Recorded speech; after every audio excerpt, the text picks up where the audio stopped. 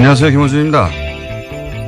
국가보훈처는 어제 감사 결과를 발표하고 박승춘 전 보훈처장을 수사 의뢰했습니다. 총선과 대선 직전 박정희 유신 독재에 저항했던 민주화운동을 빨갱이 책동이라고 교육하는 DVD를 국정으로부터 받아 배포하고 청와대 지시와 정경련의 지원을 받아서 세월호 특조위 해체 시위와 같은 관제 데모에 동원됐던 고엽제 전후에 한국토지주택공사로부터 주택사업 우선사업자가 될 수 있도록 지원하는 등 혐의는 여러 가지입니다. 이 수사 의뢰에 대해 조선일보는 또 한 번 정치보복 프레임을 끌어들였습니다. 이전 정권은 선거 패배와 정권 교체로 국민 심판을 받았고 그 이상 엄중한 심판이 없는데 직성이 안 풀려 다 감옥에 보내면 정권이 다시 바뀌면 그대로 보복당할 것이다. 조선일보 이야기입니다. 조선일보는 엄정한 법 집행과 법 질서 확립을 주장하는 무수한 사설을 그동안 써왔는데 정작 보수가 그 엄정한 법 집행의 대상이 되자 갑자기 봐줘야 한다는 거죠. 박 전 처장의 비의혹이 정권 교체됐다고 저절로 없던 일이 됩니까? 아예 없는 제도 만들어내서 생사람을 간첩으로 만들어냈던 세력이 할 말이 아니죠. 적폐 수사 때마다 빠짐없이 등장해서 정치보복이라고 외치며 정권이 다시 바뀌면 보복당할 거라고 저주하고 협박하는 조선일보. 이게 제가 할 말은 한마디입니다. 시끄럽다. 김원준 생각이었습니다. 자, 또 오늘도 참 다이나믹한 한국이에요. 이슈가 워낙 많죠. 예. 이렇게 매일 하는데도 매일 이렇게 20분 동안 떠도는 뉴스가 나오는지 모르겠습니다. 자, 오늘은 어떤 뉴스가 첫 번째입니까? 네, 어제 국군기무사령부가 국방부 댓글조사 TF를 감청해서 압수수색 계획을 미리 알았다라는 뉴스 전해드린 바가 있는데요. 군 기무사가 이를 인정했습니다. SBS 보도 직후에 이석구 기무사령관이 의혹을 전면 부인한 것과는 전혀 다른 태도인데요. 하지만 기무사 쪽은 수사를 방해할 의도는 아니었다라고 해명하고 있습니다. 그러니까 감청 자체도 합법적인 업무였다라고 주장하고 있는데요. 승인된 회선으로 감청하는 가운데 조사 TF가 별도의 전화를 사용하지 않았기 때문에 자연스럽게 감청이 이뤄졌다라고 주장하고 있습니다. 자연스럽게 감청이 이뤄졌다. 네. 어제는 이제 아무런 문제 없다고 완전 부인했다가 그렇죠. 하루 만에 자세가 바뀌긴 했는데 이제 SBS가 확보한 게 뭔지는 모르겠습니다만 그게 증인인지 물증인지 뭔지는 모르겠습니다만 이렇게 자신 있게 보도했을 때는 뭐가 있겠죠. 믿을 만한 구석이. 그러자 이제 감청을 하긴 했는데 아니 우리가 감청을 하려고 한 게 아니라 그 회선에서 저절로 걸려들었어. 이런 거 아닙니까? 제가 최근에 본 해명 중에 가장 창의적이네요. 저절로 걸러들였을 뿐 우리는 하려고 한 게 아니다 이거죠. 예. 예, 저절로 걸러들었다고 하더라도 어쨌거나 그 내용을 보고했고요. 그 보고한 문서를 삭제했습니다. 그런데 그게 복원돼서 걸린 거거든요. 그러니까 왜 삭제했는지에 대해서는 설명하지 못하고 있는 거죠. 아니 이게 상급기관이 범죄 혐의를 지금 조사하고 있는데 저절로 걸렸다고 하더라도 그걸 보고하거나 거꾸로 이거 이 회사를 닫아야 된다고 보고하거나 혹은 거기에 대해서 그 회선을 이 사실 자체를 사실은 조사 대상에게 알려줘야 되는 거예요. 예. 그런데 그렇죠. 수사 방해가 될 수 있는 상황이니까요. 근데 이제 그거에 대해서 이제 자기들은 압수수색에 대비해서 증거인멸을 시도했다. 예.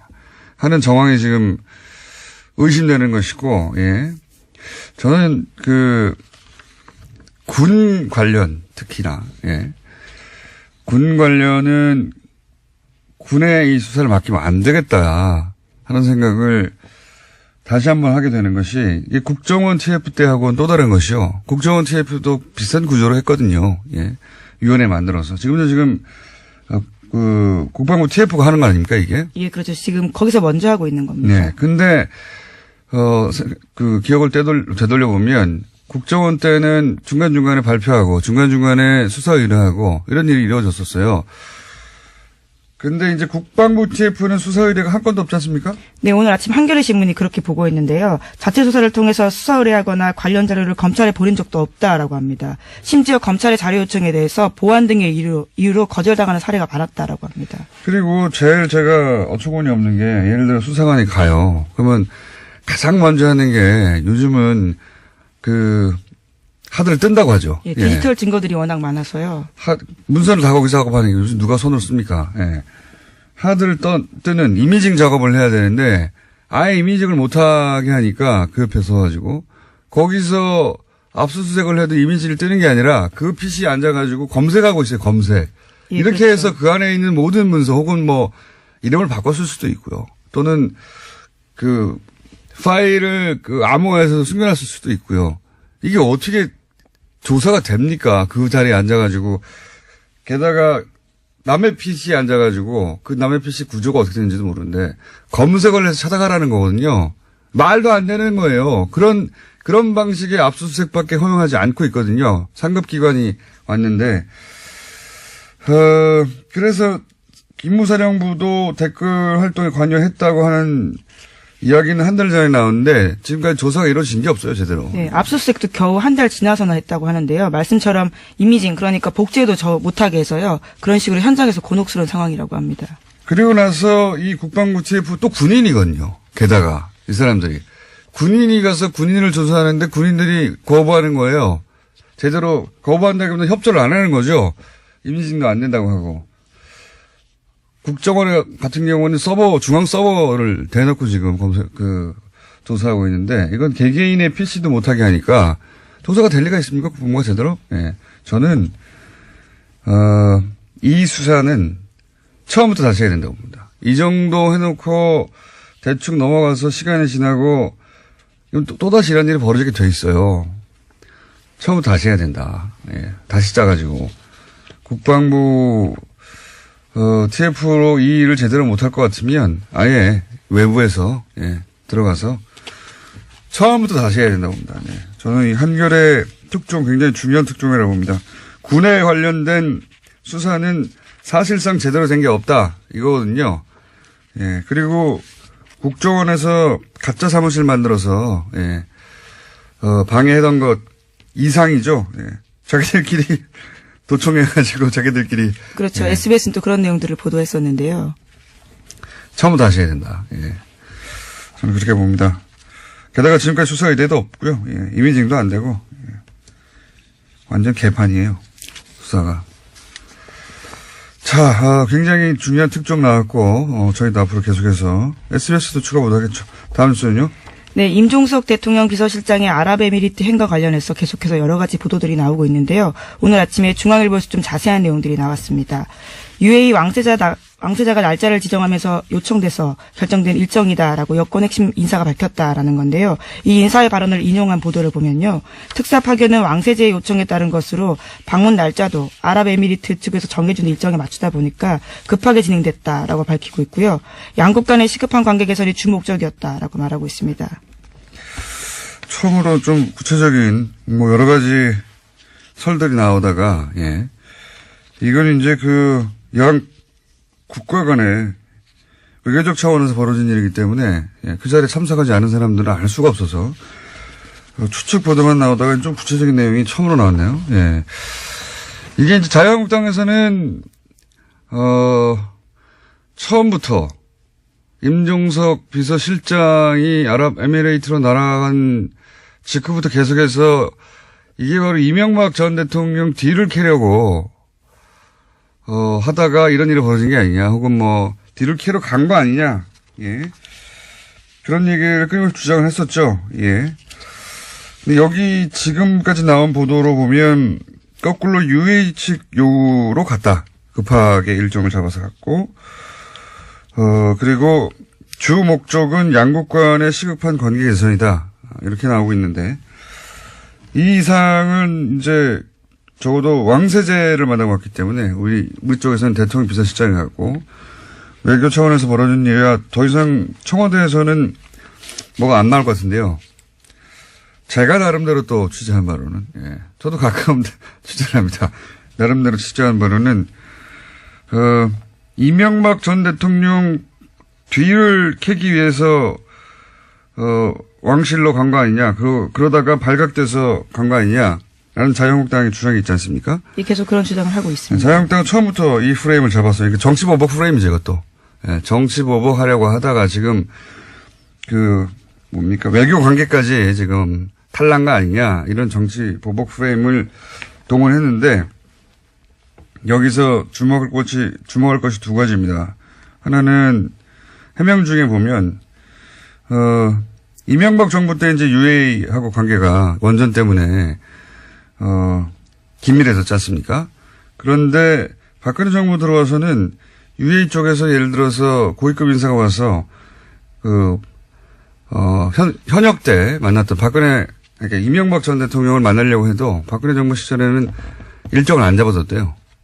안 잡아주고 대신 현 정부의 총리를 만나고 가라. 당시 현 정부라면 박근혜 정부. 당시, 거죠? 예, 박근혜 정부의 그런 식으로, UAE와 관계가 소원해졌다고 해요. 예. 거기까지 제가 들은 이야기고.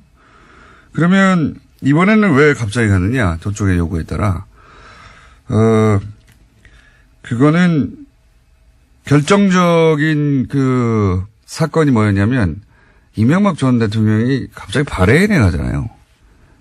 네, 그랬죠. 12월 달에. 굉장히 시급한 상황이었는데, 시급한 상황이었다는 거는 다스는 누구 겁니까가 폭발적으로, 예, 보도되고 할 때였는데, 바레인에 뜬금없이 강연을 간다고 하셨죠? 예. 그 이후로 UAE가 갑자기 여러 가지, 항의를 현 정부에 했다. 이명박 전 대통령이 바레인에 갔을 때, 그러니까 정치 보복을 하다가 UAE가, 관계가 나빠진 게 아니라, 이명박 전 대통령이 바레인에 갔을 당시에 무슨 일이 일어났다. 이거는 제가, 전후 사정을 취합하다가, 저의 추정입니다. 이것도 역시 참석해 보지 않았기 때문에 이 고위급의 만남에 이명박 전 대통령이 뭐라고 했어요. 예. 네, 12월 달이 아니고 11월 달에 갔습니다. 제가 날짜를 잘못 말씀드렸는데요. 뭔가 이간질을 했어요. 예. 뭔가 이간질을 가서 하고 그 얘기를 들은 UAE는 이명박 전 대통령의 예를 들어서 다스 관심 없어요. 당연히. 그게 아니라 뭔가 이간질을 한 것 같다. 예. 그리고 그 프레임에 딱 맞춰서 자유한국당이 정치보복이라고, 예. 여기까지가 제가 추정한 바입니다. 뭔가 했습니다. 바레인에 갔을 때. 이건 제가 좀 더 취재해보고, 예. 구체적인 게 있으면 다시 이야기하기로 하고. 여간 언론에서 보도 안 되는 것 중에 하나가 이명박 전 대통령의 바레인 전후에서 이런 일이 갑자기 벌어진 거거든요. 뒤로. 그때 뭘 했어요. 뭘 했어요, 아마. 본인이 살려고 뭘 한 것 같습니다. 자, 다음 순요. 네, 다스 실소유주와 정호용 전 BBK 사건 특별검사에 대한 고발 사건 기억하실 텐데요. 아직 기초조사조차 이루어지지 않았다라고 오늘 아침 한겨레 신문이 보도했습니다. 검찰이 고발장 접수 뒤 2주가 되도록 고발인 조사조차 하지 않았다라는 건데요. 정호용 전 특검의 공소시효는 2달 남짓 남았다라고 합니다. 이건 하지 않을 수 없어요. 예. 물론 검찰로서는 부담스럽겠죠. 검찰이 주도한 특검이었는데 그때 120억 비자금 나왔는데 심지어는 돌려줬다는 거 아닙니까? 예. 그리고 이 건은 이미 증인도 너무 많고. 그렇죠. 예. 그 당시 사라진 돈과 관련된 계좌로 의심되는 것도 나와버렸고 수사가 반쯤은 언론에 의해서 진행됐어요. 예. 하지 않을 수는 없다고 봅니다. 근데 이제 아직도 고발인 조사조차 하지 않았다고 걱정하는 거죠, 한겨레에는. 예, 시간이 얼마 남지 않았기 때문에 이런 보도가 나오는 것 같습니다. 어쩌면 조용히 하고 있을지도 모르고. 공소시효가 석 달도 안 되거든요, 이제. 예. 2월 23일까지라고 합니다. 하지 않을 수 없을 거라고 봅니다, 저는. 예. 여하간 아직은 발동이 안 걸리고 있다, 이런 뉴스고요. 다음 뉴스는요? 네, 최순실 씨가 어제 이재용 삼성전자 부회장의 항소심 증인으로 나왔습니다. 그 자리에서 특검팀의 질문에 짜증으로 일관해서요, 재판부의 제지를 받기도 했는데요. 재판부는 최 씨가 특검 질문을 끊고 말을 하면 끝까지 듣고 대답을 해라라는 증언 태도를 질책했습니다. 최 씨가 특검에게 오히려 질문을 할 때에는 오늘은 특검 질문에 증인이 대답하러 나온 자리다라면서 언성을 높이기도 했습니다. 최순실 씨 발언은 전달할 필요가 없어요. 예, 다 부인이거나 말도 안 되기 때문에 그 공판에서 인정은 딱 하나죠. 왜냐하면 통화 내역이 있기 때문에. 네, 박근혜 전 대통령과 통화한 내용이요. 네. 근데 이제 거기 보면 2개월치밖에 거기는 없는데 어제 제출된 것은 거기 보면 2개월 동안 문자를 한 번도 하지 않고 오로지 통화만 260번 가까이 했습니다. 260번 가까이. 그러니까 이게 이제 날짜로 나눠보면 하루에 4번 이상 했단 말이죠. 4번 이상 했는데 생각해보면 사람이 깨있고 활동하는 시간이 한 12시간 주로, 보다 보면 3시간마다 한 번씩 전화한 거예요. 하루. 매일매일, 주말도 없이. 이게 친해서 할 수 있는 통화의 주기가 아니거든요. 이건 단순히 친한 게 아니고 매일매일 어떤 업무가 있었던 겁니다. 대통령과 최순실 이 당시에 처리하거나 논의해서 결정할 업무가 있으니까 매일 3시간 간격으로 계속 통화하죠. 하루에 4번 이상씩. 이게 어떻게 단순 안보 3시간마다 안보가 궁금합니까? 하지만 최순실 씨는 어제 사적 대화였고 업무 관련 얘기는 없었다라고 주장하고 있긴 합니다. 이렇게 말하는 건 다 뒤집어서 생각하시면 되는데, 예. 이건 업무 진행, 업무 전화죠. 업무 전화. 그걸 매일 한 겁니다. 하루에 3시간에 한 번씩. 본인도 이렇게 이야기하긴 했는데요. 260번 가까이 한지는 모르겠지만 자주 할 수도 있지 않느냐라는 이야기했습니다. 자주가 통상의 범주를, 이거는 연애에 불타는 사람들도 이렇게 할 수는 없어요. 예. 만약에 연애로 3시간에 한 번씩 매일매일 이렇게 온종일 1년 내내 한다면 미친 거죠. 이 업무였다. 자, 다음 순요. 네, 지난 정부에서의 문화계 블랙리스트가 감사원 결과보다 6배 이상 많다라는 발표가 나왔는데요. 그러니까 2,670건에 달한다라는 겁니다. 문화체육관광부 산하의 민간합동 진상조사위에서 어제 발표한 내용인데요. 이것도 중간조사 결과에 불과합니다. 여기에는 새로운 작품들이 또 들어가 있는데요. 최승호 MBC 사장의 다큐멘터리 자백, 장강명 작가의 소설 한국이 싫어서 등이 포함됐습니다. 이게 이제 국정원 아이오 정보관이 와서 요구했다는 거 아닙니까? 예를 들면 영화 같은 경우는 영화진흥위 와가지고. 예. 네, 구체적인 진술도 있습니다. 국정원 비판한 내용이 있기 때문에 가장 큰 문제가 된다. 이렇게 이야기했다고 합니다.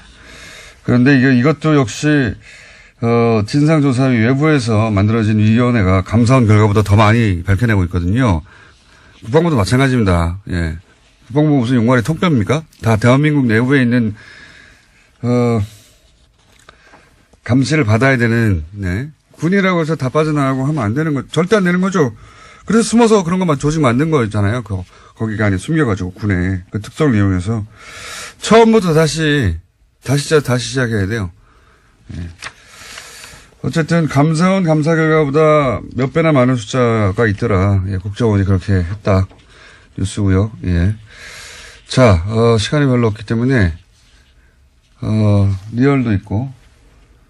자.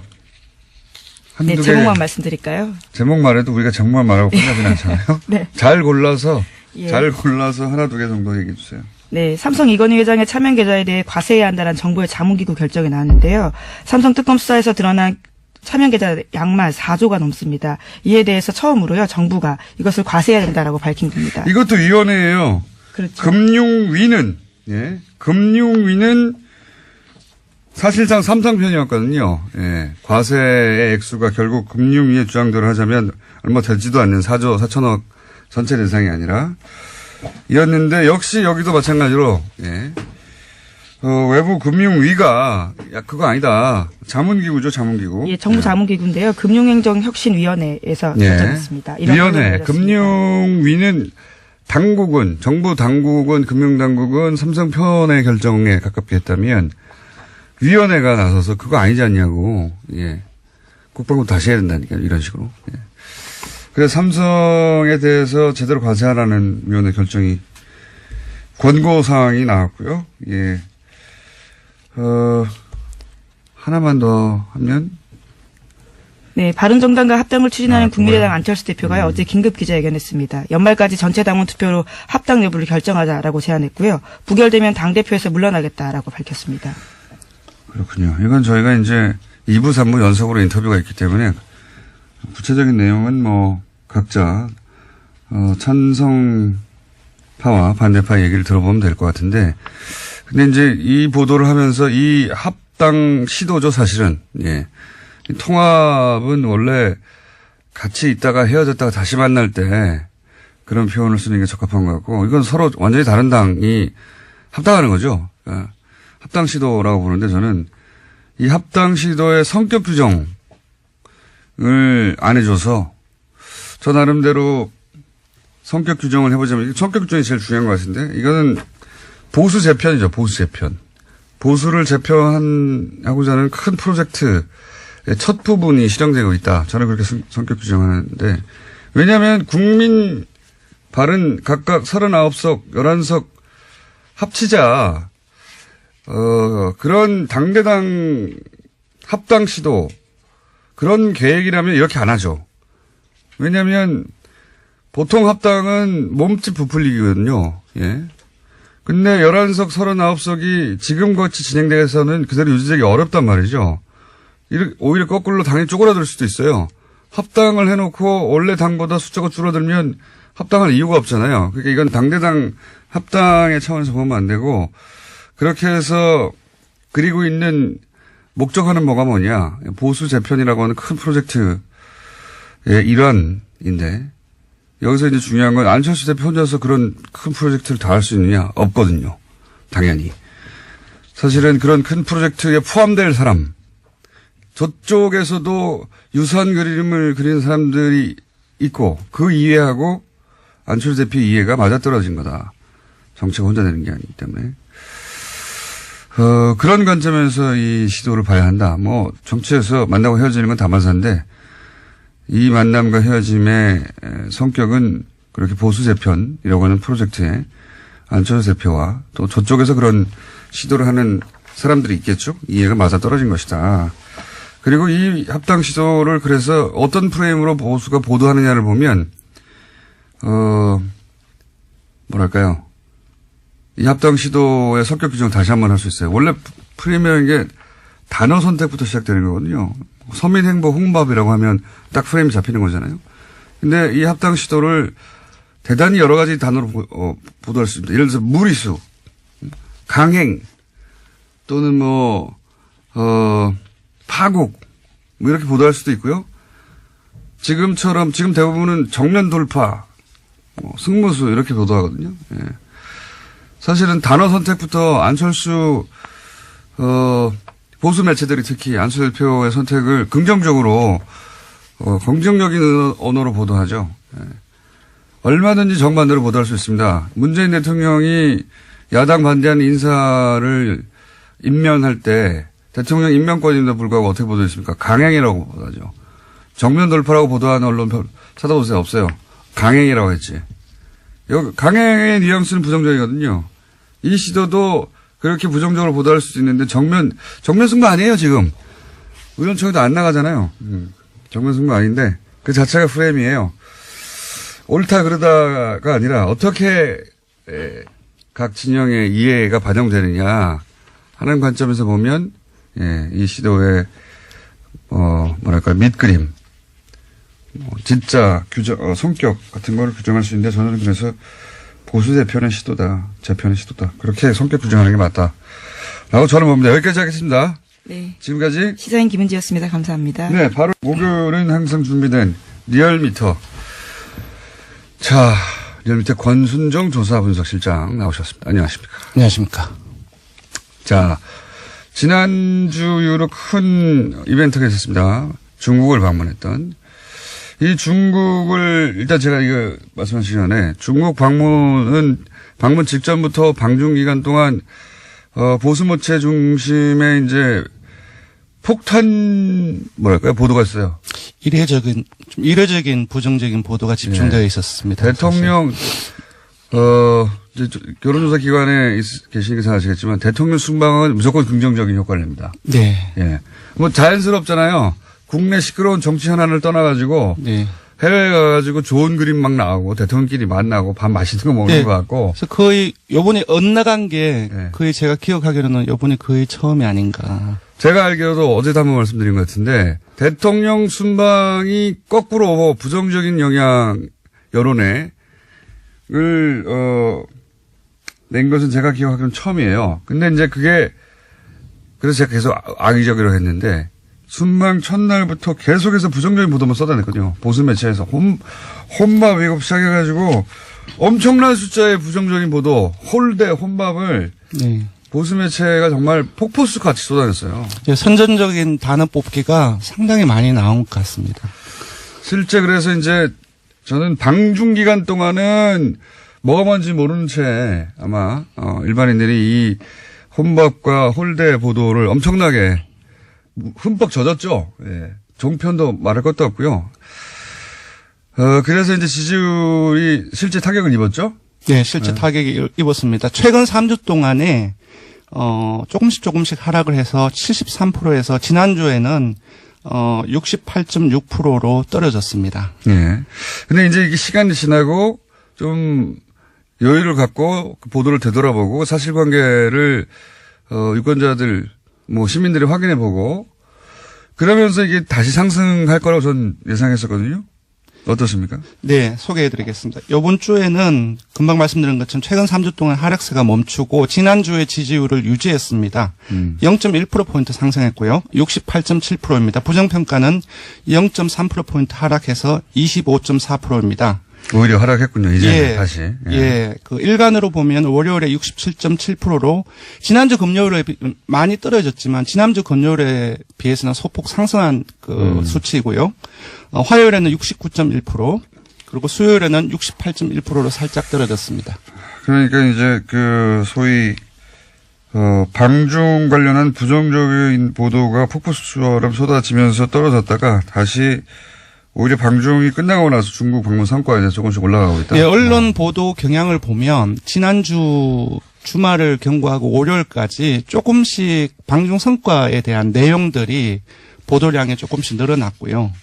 그리고 야당과 언론 일부의 이제 그 중국 방문에 대한 부정적인 보도에 대한 이 자체가 공정한지 공정하지 않은지 논란도 월요일에 많이 SNS를 통해서 돌았습니다. 그런 보도는 저희밖에 안 했어요. 집중적으로. 예. 이거 홀대론 자체가 거짓말인 것 같다. 혹은 제대로 보도하지 않은 것이다. 악의적인 프레임이다라는 보도는 집중적으로 한 것은 저희밖에 없긴 한데, 여하간, 이제 하강 곡선을 부리다가 방중 기간 동안 오히려 이제 방중이 끝난 다음에 조금씩 다시 회복되고 있다. 이런 얘기네요. 네, 그렇습니다. 그 화요일에는 이제 평창 동계올림픽 홍보 행사에 거의 하루 정도를 다 빼서 트레인 원이라든지 MBC, 미국 MBC 인터뷰 보도라든지 이에 대한 이와 관련된 보도가 상당히 많이 확대되었었고요. 또 어제는 조금 떨어졌는데 오늘 이제 조간에서도 일부 조간 사설에도 일부 나왔던데 평창 올림픽 기간에 한미 연합훈련의 연기 검토한다는 네. 소식이 나왔었죠. 이런 뉴스는 항상 노년층에서 싫어하죠. 보수층에서. 한미연합훈련을 평창 올림픽 때문에도 연기하자고 해도 무조건 싫어하는 경향이 좀 있습니다. 근데 전 한편으로 지금까지 현 정부는 2번 정도의 이 보수 진영 매체에 폭탄을 맞았거든요. 한 번은 이제 북핵, 그리고 이번엔 방중, 예. 2번의 집중적인 폭격을 받았는데, 그러니까 이 현 정부가 소위 그렇게 폭격을 집중적으로 네. 당했을 때 입을 수 있는 그 지지율의 하락의 정도를 네. 저는 그 두 사례를 보고 이제 가늠해 볼 수 있다고 보는데, 네. 그게 한 60% 중반까지 네. 에서 저지가 돼요, 보면. 네, 맞습니다. 지난 9월 3일 그 북핵 이후에 계속 떨어져서 한 67%까지가 최저치로 떨어졌거든요. 예. 그리고 요번에도 떨어진 것이 지난주에 68.6%인데 사실상 상당히 많이 지금까지 하락한 최저선이 한 60%대 중후반대, 중반이라기 하기는 좀 그렇고 중후반대가 아닌가 싶고요. 굉장히 어떤 의미에서 놀랍기도 합니다. 저지선이. 예, 왜냐하면은 지지층의 저지선. 지난 정부 박근혜 대통령 국정수행 지지율 최고치가 주간 집계로 67.0%입니다. 그쪽 최고치하고 이쪽 최저치하고. 예, 차이는 있지만 그래도 전반적으로 그 최저치하고 지금까지의 최저치보다 이전 정부의 최고치보다 높다는 것은 조금 생각해 볼 부분이 있는 것 같습니다. 지지층을 굉장히 단단하게 결속한다. 왜냐하면은 이런 일이 있으면 다시 또 지지층 결집을 해요. 네. 이탈도 하지만. 네네. 예, 지지층 결집도가. 그러니까 이번 주 같은 경우는 여전히 이제 대구 경북이나 60대 이상 그리고 안보 문제에 조금 더 강경한 경향을 보이고 있죠. 진보적인 성향을 가지고 있다 할지라도 20대에도 빠졌고. 예. 하지만 이제 세부 분석을 해 보니까 문 대통령의 그 핵심 지지층은 민주당 지지층이나 19대 대선에서 그 문재인 대통령을 찍었던 사람들이거든요. 이쪽에서의 지지율은 거의 변동이 없거나 그리고 이번 주 민주당 지지층에서는 오히려 소폭 올랐습니다. 그래서 뭐 역결집을 보이고 있다라고는 분석하기는 조금 힘들지만 이러한 어떤 부정적인 보도가 확대되는 과정 속에서도 핵심 지지층은 거의 변화가 없다라고 볼 수 있을 것 같습니다. 이게 이제 보수층에서 그러니까 보수 세력에서 이제 공략하기 굉장히 어려운 포인트가 이런 거죠. 그렇습니다. 예. 그러니까 분명히 폭탄을 쓸 수 있는 걸 다 썼는데 예, 더 이상 하락하지 않는 거. 왜냐하면 핵심 지지층의 전체적인 어떤 규모가 상당히 이제 넓다는 거죠. 그렇기 때문에 전체 지지율도 이런 상황에서도 많이 빠지지 않는 것 같습니다. 자, 정당 지지율은 수치만 간단하게 짚고요. 매번 뭐 0점 몇 이런 수준이기 때문에. 예, 정당 지지율은 원내 주요 정당, 그러니까 4당이 정의당을 제외하고 일제히 하락세를 보였습니다. 수치를 알려드리면 민주당은 0.8%포인트 하락해서 51.1%이고요. 한국당은 지난 3주 동안에 조금씩 올랐는데 이번엔 0.2%포인트 하락해서 18.5%입니다. 정의당은 이제 계속 최하위를 하다가 이번에는 상당폭 올랐다고 볼 수 있을 것 같습니다. 왜냐 지지율이 워낙 낮았기 때문에 2.1%포인트 상승해서 6%를 기록했습니다. 바른정당은 0.7%포인트 하락했고 5.1%입니다. 2주째 내림세를 보이고 있고요. 국민의당은 호남에서 7.5%를 기록했습니다. 그러니까 11월 2주차에 약 호남에서 6주 전에 7.4%를 기록해서 전체 국민의당 창당 이후에 호남에서 최저치를 경신을 했거든요. 그때와 비슷한 수치로 하락을 한 것입니다. 그리고 다시 4%대로 하락을 해서 4.9%를 기록했습니다. 아무래도 현재 지금 당내 상황이 그렇죠. 가장 직접적인 영향을 미친 것으로 보입니다. 그러고 그것마저 알려주마. 네. 오늘은 뭡니까? 네, 이번에는 아까도 말씀드렸다시피 문 대통령의 중국 방문 전후로 해서 네. 그 다양한 어떤 언론 보도가 있었는데 거기에 대한 악의적인 프레임이라고 제가 계속 주장했던 일주일간 그 내용에 대해서 언론설했죠. 예. 질문을 아주 건조하게 물었습니다. 잠깐 읽어드리면 지난주 문재인 대통령의 중국 방문을 전후한 언론 보도에 대하여 논란이 있습니다. 선생님께서는 문 대통령의 중국 방문 관련 언론 보도에 대해서 어떻게 생각하십니까? 이렇게 물었습니다. 우리 언론이 문 대통령 중국 방문을 어떻게 했느냐. 왜냐하면 질문의 공정성이라는 말이 들어가면 공정성이라는 말 들어갔다는 그 자체로 불공정했나라는 편견을 가지고 싶기 때문에 그냥 아예 질문에서 그런 부분들을 완전히 빼고 다 건조하게 처리를 했습니다. 언론 보도에 대해서 어떻게 생각하느냐. 네, 그렇습니다. 그랬더니 네. 불공정했다라는 응답이 67.9%가 나왔고요. 반면 공정했다는 응답은 20.9%로 3배 이상이 불공정했다는 인식이 많은 것으로 나타났습니다. 사람들도 아는 거예요. 네. 네. 이건 그냥 뉴스공장 청취층을 대상으로 한 게 아니고 그렇습니다. 일반 여론조사를 한 거거든요. 예. 그리고 조금 더 볼 것은 전혀 공정하지 않았다. 그러니까 아주 강하게 불공정성에 대한 비판 의식을 가지고 있는 사람들이 42.4%나 된다는 겁니다. 예. 네, 그렇고 세부적으로 보면 요거는 조금 중의적으로 봐야 되는데요. 자유한국당 지지층이나 보수층 60대 이상, TK, PK, 영남권을 포함해서 모두가 불공정했다라는 인식이 지배적이거든요. 특히 자유한국당을 보면 이건 좀 신기한 일이네요. 예, 왜냐하면 질문을 어떤 편향이 들어갈까봐 뺐잖아요. 그런 부분들은 어떤 누구에 대한 공정성이 여기서 문제가 되는데 일부 자유한국당 지지층 응답자들은 자유한국당 지지층의 생각 기준으로 해서 응답한 부분들도 배제하기는 힘들다. 그럼에도 불구하고 공정성 논란 이 부분들이 문재인 대통령 청와대 현 정부에 대한 공정성의 논란이 사실상 많이 확대되었기 때문에 수치 자체는 전체적인 수치 자체는 조금 낮게 볼 수는 있겠지만 전반적인 경향을 이렇게 봐야 될 것 같습니다. 네, 말이 너무 길어요. 네. 단순하게 합시다. 그러니까 네.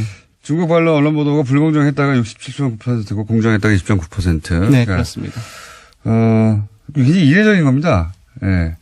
대통령의 해외 순방 관련해서 국민들이 언론 보도를 불공정하다고 느낀다는 게 대단히 이상하고 이례적인 거고요. 그리고 네. 그걸 누군가가 모든 미디어가 우리는 그때 불공정했어라고 보도하지 않는데도 불구하고 불공정했다고 느끼는 거죠. 예. 그렇습니다. 여기까지 하고요. 네, 예. 조사 개요를 불러드리겠습니다. 예. 이번 주중 조사는 TBS 의뢰로 이번 주 월요일부터 수요일까지 조사를 했습니다. 전국 19세 이상 성인 1,508명을 대상으로 했고요. 유무선 전화면접과 자동응답 혼용 방식으로 실시했습니다. 표본 오차는 95% 신뢰 수준 플러스 마이너스 2.5%포인트, 응답률은 4.3%였습니다. 리얼미터 권순정 조사분석실장이었습니다. 고맙습니다. 최수 대표가 어제 통합 관련 기자회견을 했죠. 네. 안철수 대표의 비서실장을 맡고 있는 국민의당 송기석 의원 연결해서 좀 자세한 얘기 들어보겠습니다. 안녕하세요, 의원님. 네, 안녕하십니까. 송기석입니다. 제가 이해한 게 맞나 좀 봐주십시오. 어제 기자회견 핵심은 전 당원에게 통합을 추진할지 말지를 본인 재신임을 걸고 물었다. 이게 맞죠, 일단? 네, 맞습니다. 네. 그리고 또 한 가지, 요거 관련해서 많이들 헷갈리는 것 같던데, 저도 좀 헷갈렸는데, 일단 전당원 투표를 해서, 네. 통합하자고 하는 그 여론이 우세하면, 그 투표 결과가, 예. 그러면 그때 그 결과를 보고 전당대회를 하겠다. 이렇게 2단계 통합을 진행하겠다. 이런 거죠. 아니, 2단계 통합이라기보다요. 예. 예, 결국 이제 그동안에, 그러니까, 바른정당과의 관계 설정에 대해서 당내 공론화 설정, 그러니까 의원 워크숍이라든가 원외 지역위원장 간담회 이런 것들을 거치고 그동안 지역별 당원 의견을 수렴했지 않습니까? 예. 그럼에도 불구하고 그 방향에 대해서 연대 정도가 맞다, 아니다, 통합까지 가야 된다, 이렇게 계속 당내 갈등이 계속되고 있어서 그러면 그 방향으로 계속 갈 건가, 그 여부를 일단 전당원 투표를 통해서 방향을 결정하자는 의미이고요. 전당대회 이 부분은 당연히 합당에 관해서는 전당대회가 전대의 고위 권한입니다. 그렇기 때문에 이제 만약에 방향이 그렇게 설정된다면 합당을 위해서 그런 당헌, 당규, 정당법상의 그런 절차를 차례차례 이제 거쳐야 된다라는 의미입니다. 그러니까 이 통합 추진을 계속 할 거냐 말 거냐를 전당원 투표로 묻고, 네. 그래서 그 방향으로 가라 하는 당원들의 뜻이면 전당대회까지 하겠다. 이렇게 2단계. 제가 이해한 게 맞는 건 맞는 거죠. 표현은 뭐 2단계로 했던 거죠. 네, 맞습니다. 그래서 전당원 투표는 통합할 거냐 말 거냐 하는 의사만 묻고, 네. 통합하는 게 좋겠다는 전당원의 의사가 드러나면 전당대회까지 해서 거기서 다시 이제 결론을 낸다. 이런 거죠. 네, 그렇습니다. 제가 좀 이해가 안 가는 건 그거 그냥 한 번에 하면 안 됩니까? 당연 당규상 어차피 전당대회 하는 거니까 네. 전당대회에서 다 묻고 결론 내면 되는데 왜 이렇게 나눠서 하는 거죠?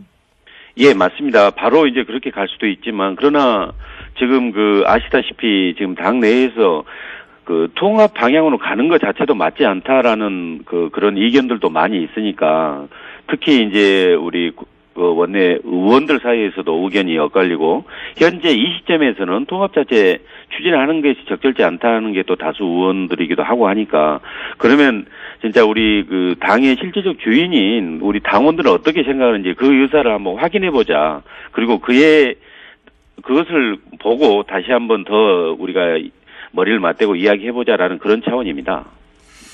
그게 이제 무슨 말씀인지는 알겠는데 네. 이게 한 번만 해도 될 것 같은데 요는 거꾸로 다수가 반대하는데도 불구하고 안철수 대표가 꼭 하고 싶으니까 이 전당원 투표라고 하는 우회 전략을 세운 거 아닙니까? 아니 다수가 반대한다는 그 의미가 다수의 의미가 어떤지는 모르겠는데요. 방금 다수 의원이 반대한다고 하셨잖아요. 제 말은. 그렇습니다. 다수 의원. 예. 네네. 예. 당내 다수 의원이 반대하는데 네. 반대하는 다수 의원들을 이제 뚫고 지나갈 수가 없으니까 네. 전당원 투표라고 하는 우회 전략을 쓰는 게 아니냐, 이렇게 제가. 예, 근데 이제 저는 우회라고 보기보다는 오히려 이게 정상적인 절차에 가깝다고 봅니다. 좀 전에 말씀드린 다수 의원이 반대한다는 의미는 그 다수라는 의미는 현재 단계에서 그러니까 개헌과 선거제도 개편에 전념해야 될 이 단계에서 통합 논의하는 것은 적절하지 않다라는 게 다수고 그러나 이제 일단 궁극적으로 선거 후 연대라든가 통합 이것은 얼마든지 가능하다라는 또 의원도 꽤 있습니다. 그러니까 방향 문제도 있고 시점 문제도 있습니다. 그런 거에 관한 전체 당원의 의사를 한번 확인해 보겠다는 뜻이죠. 알겠습니다. 통합 찬성파 입장에서는 이제 그게 이제 묘수라고 할 수 있겠는데 반대파 입장에서는 꼼수라고 할 수도 있을 것 같아서 그러니까 반대파를 설득하거나 이제 정면 돌파가 안 되니까 이렇게 전당원을 끌어들인 게 아니냐, 투표를. 이렇게 말할 수도 있을 것 같은데, 그 뜻은 알겠습니다. 근데 이제 그게 묘수든 꼼수든 어쨌든 대표가 그런 방침을 세웠으면 의총에 가서 그 방안을 설명하시면 되는데 어제 왜 안 가신 건가요? 어제 같은 경우는 사실은 이제 약간 한 가지 오해가 있는데, 이게 이제 의총이 결정되니까 그 전에 그 방향에 대해서 전당원 투표를 통해서 한번 확인해 보겠다라고 기자회견을 한 거 아니냐. 그런데 사실은 제가 알기로는 이렇게 지역별 당원 의견 수렴 절차까지 다 마쳤기 때문에 원래 그때 어제 오전 정도로 예정돼 있었던 걸로 압니다. 다만 그제 이제 의원총회가 중도파 의원들 몇 분이 요구를 해서 갑자기 결정된 거고요.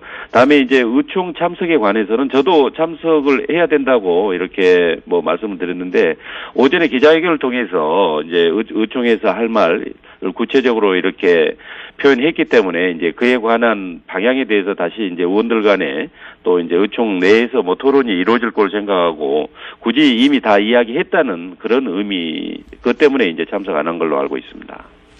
예, 그런 해명은 알겠는데, 이제 당의 운명을 결정하는 절차에 관해서 기자회견을 하고 의총에는 참석하지 않으면 소속 의원들이 화가 나는 건 당연하지 않습니까? 그것까지는 이해가시죠? 네, 일정 부분 저도 동의합니다. 그러니까 왜 안 오셨는지, 그건 안철수 대표 본인만 아시겠지만, 근데 이제 어제 기자회견에서 이런 표현도 나왔어요. 구태 정치, 기득권 정치 끝내야 한다. 네. 근데 이 40석 원내정당 대선 후보이자 당대표인 안철수 대표 자신이 기득권 정치인 아닙니까? 이제는? 예, 보기에 따라서 그럴 수 있는데, 이제, 안 대표께서 이제 아마 이렇게 표현한 부분은, 직접 심지어 호남에 가서도 이렇게 당의 정말 혁신 방안, 이런 거에 대해서 이제 의견을 들어보니까, 물론 지방의원 상당수가, 대다수가 이렇게 통합 방향에 대해서 반대를 하고 있지만, 그러나 당원들의 또 상당수는 그 방향에 대해서도 동의하는 부분도 많다라고 이렇게 판단한 걸로 알고 있습니다. 그러다 보니까, 이게 원내 의원들의 생각이 너무 개인의 입장에서 치우쳐서 주장한 거 아니냐. 그에 대한, 그건 부적절하다는 이런 표현으로 알고 있습니다. 그러니까 이게 결국은 호남계 의원들을 뜻하는 거죠?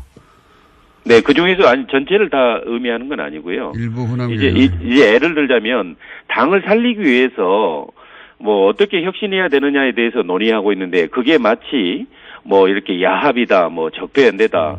과거 3당 합당처럼 YS에 그런 거 아니다고 이야기했음에도 불구하고 그쪽으로 가는 거다. 또는 호남을 기반으로 해서 전국 정당화하는 것을 호남 버리기다. 이렇게 개념 규정을 지으니까 그건 아니다. 그런 표현은 적절하지 않다는 것에 대한 지적입니다. 그러니까 통합에 반대하는 사람들이 말하자면 구태 정치고 기득권 정치인가요? 저는 꼭 그렇게 보지는 않습니다. 왜냐하면 저는 이 표현 자체도 좀 지나친 표현이라고 저는 개인적으로 생각합니다. 왜냐하면 통합을 찬성하는 측이건 반대하는 측이건 결국 국민의당을 살리자, 혁신해보자, 지방선거에서 이겨보자, 그거에 대한 각자의 생각을 이야기하는 거 아니겠습니까? 그럼 이건 어떻습니까? 안철수 대표 뜻이 관철돼서 전당원 투표에서 전당대회까지 가서 합당이 됐습니다. 그런데 마지막 질문인데요. 반대했던 의원들은 동의하지 않는 당으로 소속이 바뀌어버리는 거잖아요. 그분들은 그럼 어떻게 합니까? 그때가 되면? 나가야 되나요? 아니, 이 문제에 대해서는 저는 개인적으로 그렇게 생각합니다. 다시 전 당원의 의사를 물어서 어느 정도가 그에 대한 찬성하는지 그게 나오면 그걸 놓고 다시 또 이야기하게 되면 대다수 의원들은 다 함께 할 수 있을 거라고 봅니다. 결국 거듭 말씀드리지만 우리 당이 살기 위한 혁신 방안에 대한 논란이지 이게 서로 죽이기 위한 그런 논란으로 가서는 안 된다고 봅니다. 알겠습니다. 여기까지 듣겠습니다. 오늘 말씀 감사합니다. 네, 고맙습니다. 네. 안철수 대표 비서실장, 국민의당 송기석 의원이었습니다. 안주. 정치 구단주. 네. 박지원 전 대표 나오셨습니다. 안녕하십니까. 진짜 안녕 못합니다. 진짜 안녕 못합니다. 진짜 안녕 못하실 것 같아요. 개인적으로도 당으로도 국가로도 네. 이렇게 처참할 수가 없습니다. 우선 부인 수술은 잘 되셨나요? 뭐 수술은 잘 됐다고 하는데 네. 얘기하지 않겠습니다. 네. 저를 울리지 마십시오. 쾌를 빌고요. 감사합니다. 다른 이야기는 지금 할 계제가 아니고 우선 제가 궁금한 게 궁금한 게 한 가지 두 가지겠어요? 지금 우리 안철수 대표 하는 꼴 보면은 5만 가지가 다 궁금하지. 우선 의총에 안 나온 것은 원래 안 나오기로 한 겁니까? 원래 나오기로 한 겁니까? 의총은 하루 전에 소집이 됐고 예.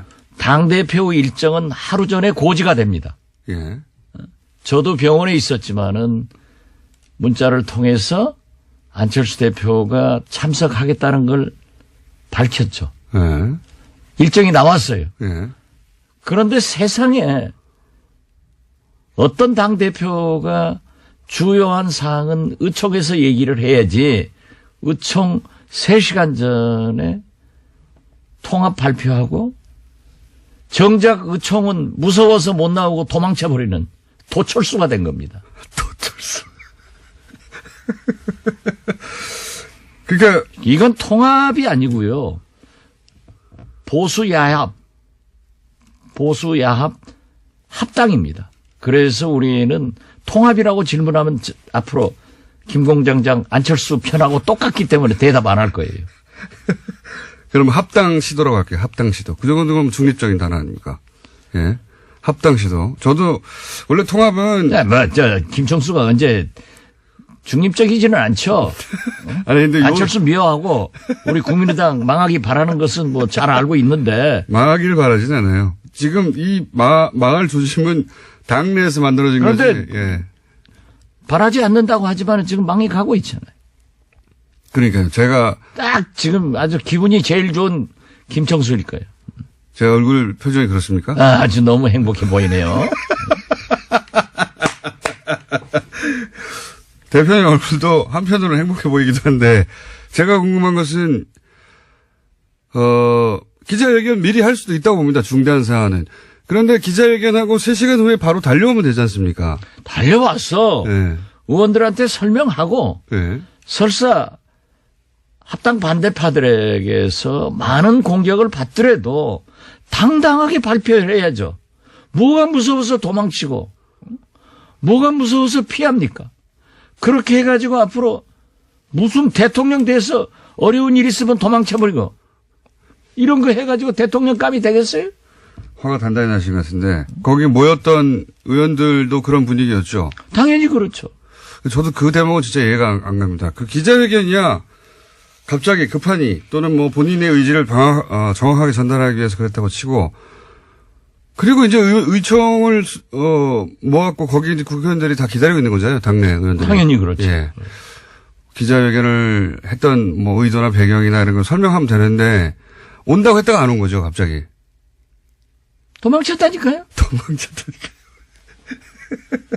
아니 현장을 기피하는 그런 지도자가 어디 있습니까? 문재인 대통령 후보가 광주에 갔을 때 광주 공항에서 한 20여 명이 오지 마라. 지난 총선 때요. 그렇죠. 예. 이렇게 데모를 하니까 문재인 대통령이 뒷문으로 나갔어요. 예. 그것을 두고 얼마나 비난했습니까? 당당하지 못하다고. 오긴 왔는데 뒷문으로 갔다고. 그렇죠. 예. 정치인은요. 예. 저처럼 달걀을 맞더라도 맞는 게 좋습니다. 그래서 그러한 현장을 도피하지 않고 만나서 설득을 하고 또 그분들의 의견을 듣는 것이 정치인이지, 안철수식 정치인은 소통하러 전국을 돌아다닙니다 라고 하면서도 광주에서도 부산에서도 춘천에서도 자기 편들 버스로 동원해가지고 거기에서 통합합시다 이 얘기 듣고 소통했다고 하면은 그런 소통 하루에 100번도 할 수 있습니다. 문제는 반대파들의 얘기를 들어봐야 되는 거예요. 그래서 저는 문재인 대통령에게도 야당과 소통을 하십시오. 오죽했으면은 김명수 대법원장 인준 표결을 앞두고 왜 대통령께서 야당 대표들에게 전화하지 않습니까? 공개적으로 몇 번 얘기했더니 문재인 대통령께서 해외 나가시면서 비행장으로 가시면서 안철수, 김동철 두 대표에게 전화해가지고 풀어나갔지 않습니까? 이것이 정치인이 할 일이고 이것이 지도자가 할 일이지, 자기가 또 발표해놓고 곤란하고 비난받을 것 같으니까 도망친다고 하면은 그게 어떻게 안철수입니까? 도철수지. 도철수. 근데 언론에서는 정면 승부라고 하던데요. 아, 그게 자충수 든 거죠. 망하는 길로 간 거죠. 그렇게 이제. 내가 너무 흥분해서 얘기하니까 네. 안철수 지금 죽일 건데 공장장 입 다무는 거 보니까 오늘 내가 잘하고 있네요. 아니, 어제 저도 만만히 재판을 받았어요. 그래가지고 그러셨죠. 빨리 네. 병원으로 가야 되는데 네. 전화가 왔어요. 지금 의원총회 중인데 굉장히 시급하죠. 한 사람이 부족해서 의결이 못 되고 있다. 네. 그래서 제가 안 나가려다가 이건 아니다. 네. 내가 병원에서 울고 있어서 되겠느냐. 당을 위해서 내가 정치를 하는 놈. 그래 어제 처음 갔어요. 가서 한마디 하고 그때부터 어제부터 열이 받으셨고. 제 투쟁 의욕이 확 불타오르셨어요. 불타올라가지고 JTBC 손석희 뉴스룸에도 나가고 오늘 그러니까, 이렇게 여기 오늘 나오실 거면서 그것도 바로 직전에 아니 지금 뉴스공장보다 뉴스룸이 훨씬 손석희가 세요. 미안합니다. 아침은 저희가 장악하고 있어요. 근데 전날 밤에 하시면 어떡합니까? 그거야 지금 제가 아니 다급하니까. 당대표가 의원총회도 안 나오고 도망치는 판국에 도망치는 판국. 여기저기 제가 지금 갈 때 그냥 지금 여기서 나와서 또 다른 데 오라가면 또 갈 것 같아요. 갈 것 같아요. 이러면 안 됩니다. 기자회견할 때 적폐 세력, 구태 세력이라고 표현한 게 대표님이죠? 뭐 저를 포함해서 네. 호남계 하는데 네. 보세요. 적폐 세력과 통합하려고 하는 안철수 대표. 네. 대통령 후보 나와서 떨어진 안철수 대표. 이건 기득권 아니에요? 또 당대표 하겠다고 나선 또 대통령 보수 대연합 해가지고 야합해가지고 그 길로 가겠다고 하는, 이건 말이 아니에요. 노태우 대통령이요. 안철수 대표는 과거 정치사를 모르는 것 같아요. 그런 것 같습니다. 물론 의과대학 다녔으니까 거기 공부 잘했으니까 그쪽 잘했겠죠. 나는 또 의과대학 관계는 아무것도 또 모르잖아요. 네. 그런데 노태우 대통령이 김대중 총재에게 김 총재께서 다음 대통령 하십시오 하고 3당 통합을 제의하니까 DJ는 이건 아닙니다. 이 나라 민주주의를 위해서 이건 아닙니다 하고 거절하니까 다시 노태우 대통령이 YS에게 제의를 해서 YS가 털컥 잡았어요. 그렇지만 YS는 JP건 노태우건 일격에 제압할 수 있는 엄청난 리더십을 가지고 있으니까 내각제 개헌 약속하고 3당 통합을 받아들였지만은 나중에 각서를 가지고 내각제 각서를 가지고 나와서 찢어버리면서 자기가 대통령 된 거예요. 그렇지만은 DJ보다 YS가 먼저 대통령 됐지만은 역사는 YS는 실패한 대통령, DJ는 오늘날 어떻게 세계적으로 평가를 받고 있습니까? 이게요, 그렇게 욕심낸다고 해서 영린하면 안 됩니다. 기득권 세력, 구태 세력이 어쨌든 대표님도 포함되는 것 같긴 합니다. 그죠? 지금 이게 나가라는 얘기 아닙니까, 이거? 몽땅 호남 출신 중진들, 예. 자기에게 반대하는 사람들은 다 기득권 나가라. 구태 세력. 예. 구태 세력. 이 표현은 이 구태가 뭡니까?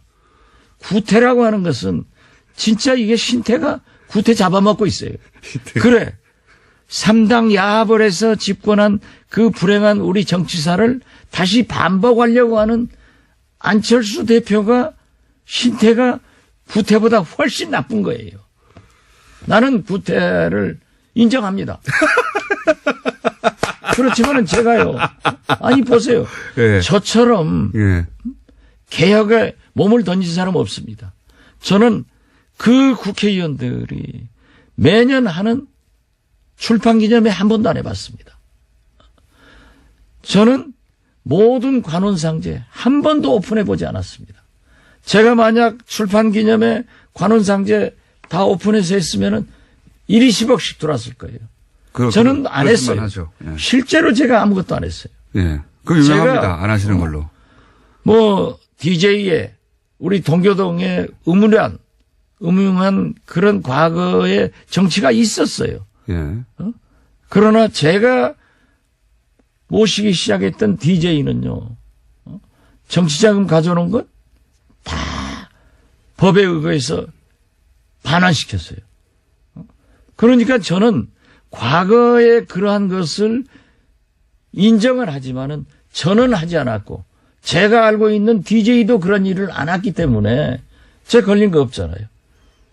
저를 검찰에서 정권에서 다 잡아놓으려고 했지만 항상 저는 승자였지 패자는 아니었어요. 뭐가 구태입니까?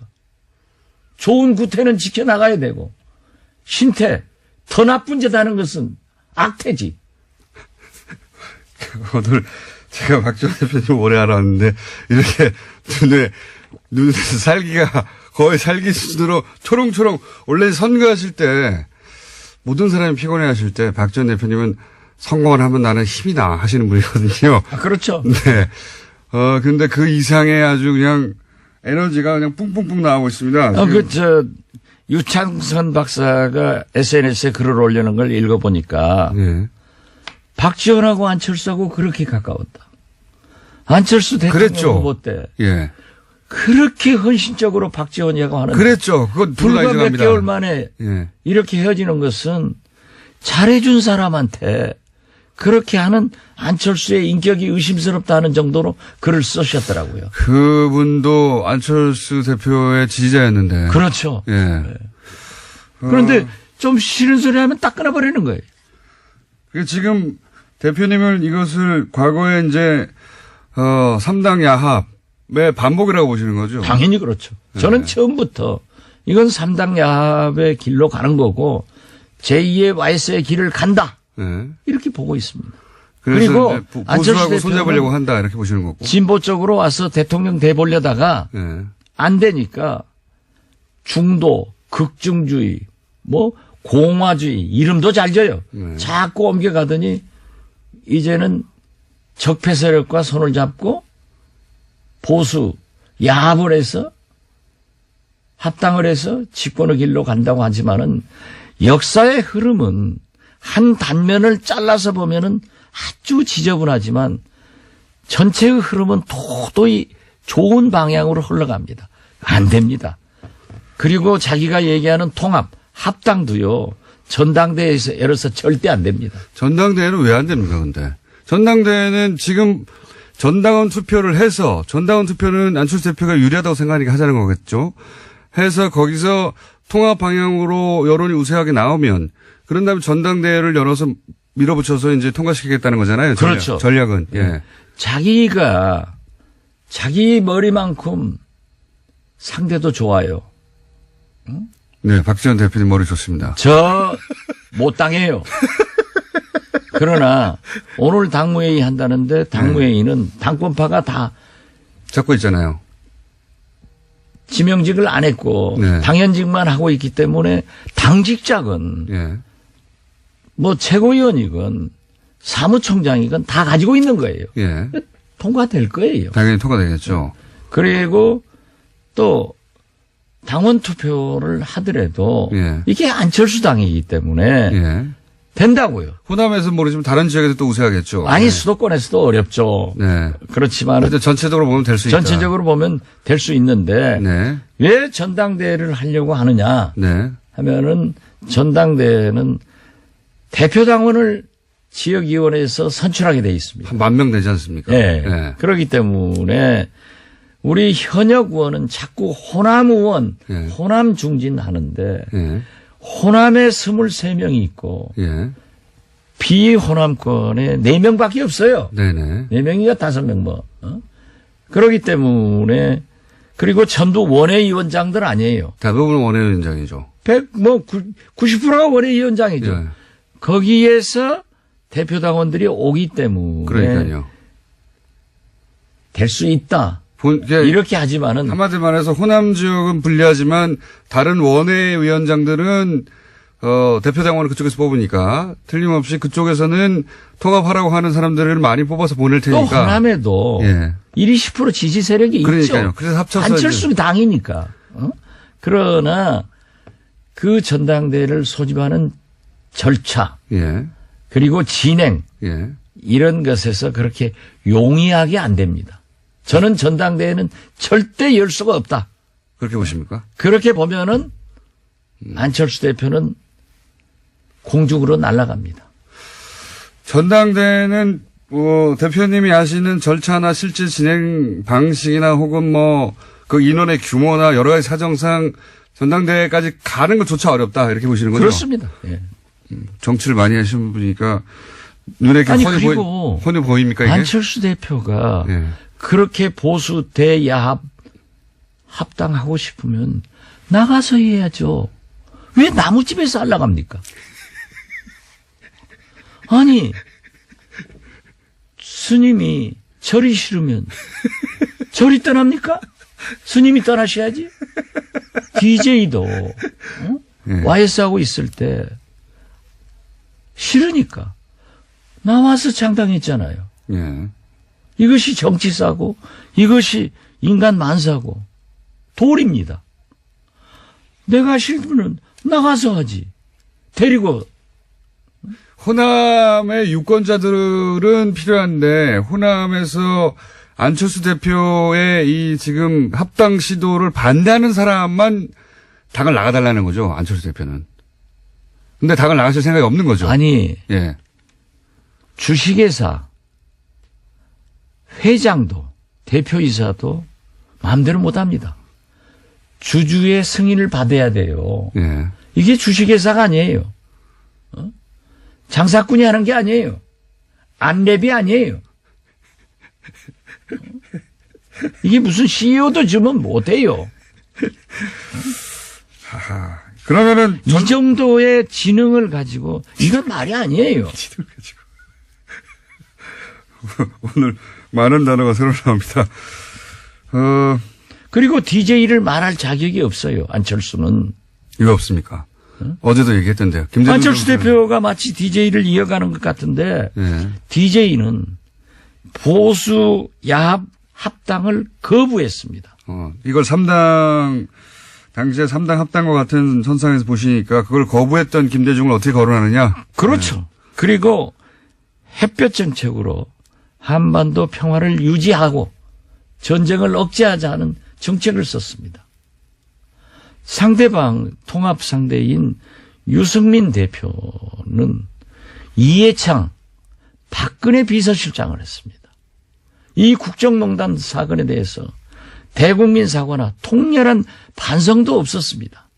그리고 유승민 대표가 사부로 삼고 있는 이해창 전 총재님은 지금도 김대중 대통령을 대통령으로 인정하지 않고 김대중 씨 운운하면서 대북 강경정책 상호주의를 주장하고 있지 않습니까? 그렇다고 하면은 아버지 보면 아들 보이는 거 아니에요. 여기하고 어떻게 이런 분들하고 같이 합니까? 그리고 지금까지 보면은 유승민 대표하고 안철수 대표를 비교하면은 족탈불급입니다. 지난 대통령 선거 때 TV 토론 안 봤어요? 유승민 대표한테 질질 끌려다니잖아요. 그래서 지금도 통합이니 합당이지 하지만은 유승민 대표에게 바른정당에게 끌려다니고 압도당하고 정체성도 가치관도 결국 그쪽 따라가면서 갈 거예요. 어제 JTBC 이걸 빤히 보이는데 왜 내가 왜 우리가 거길 따라가느냐? 따라가느냐. 예. 그러니까 그렇게 하고 싶으면 나가서 해라. 그러나 저는 지금 바른정당 입당하라는 겁니까? 뭐 입당을 하든지 통합을 하든지 그건 알아서 하고 저는 지금도 그래요. 안철수 대표에 대한 애정이 있기 때문에 나는 안철수를 반대하는 게 아니다. 통합, 야합, 합당을 반대하는 겁니다. 이제는 안철수 대표도 반대하시는 것 같은데, 이제는. 이제 쌓여갑니다. 실제로 어제 JTBC 여론조사가 하나, 어제 보도됐던데, 합당을 하고 나서 당 지지율이 올라간다는 수치도 있지만, 그 합당했을 때 당대표가 누가 더 어울리냐는 유승민 대표가 더 맞다고 하는 수치가 훨씬 높더라고요. 그게 국민 생각이라니까요. 제가 오늘 얘기한 게 아니고 네. 그 족탈불급이라는 것도 오래전에 얘기했어요. 족탈불급. 그건 안 되는 거예요. 그리고 보세요. 안철수 대표하고요. 네. 딱 보면은 정치를 1년 이상 함께한 사람이 하나도 없어요. 안철수 대표가. 안철수 대표는 그건 천재적 소질이 있는 것 같아. 새 사람 만나서 쓰고 헤어지고. 그러니까 브레인이 없는 거예요. 자기 혼자. 물론 뭐 젊은 사람들 몇이 있겠지만은 이건 아닙니다. 전 브레인은 따로 있는 걸로 알고 있는데. 예, 그 브레인 말씀 아니더라고요. 자, 그런데도 불구하고 지금 여기까지 온 안철수 대표도 뒤로 물러설 수는 없습니다. 절대. 이제는 물러설 수 있는 라인을 넘어가고. 그게 지금 예.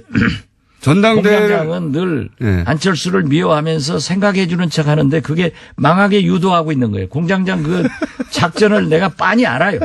그런 짓 하면 안 돼. 공장장도 지도자라고 하는 것은요. 예. 추진하다가 뭐가 잘못됐으면은 과감하게 시정하고 돌아오는 리더십이 더 큰 지도자인 겁니다.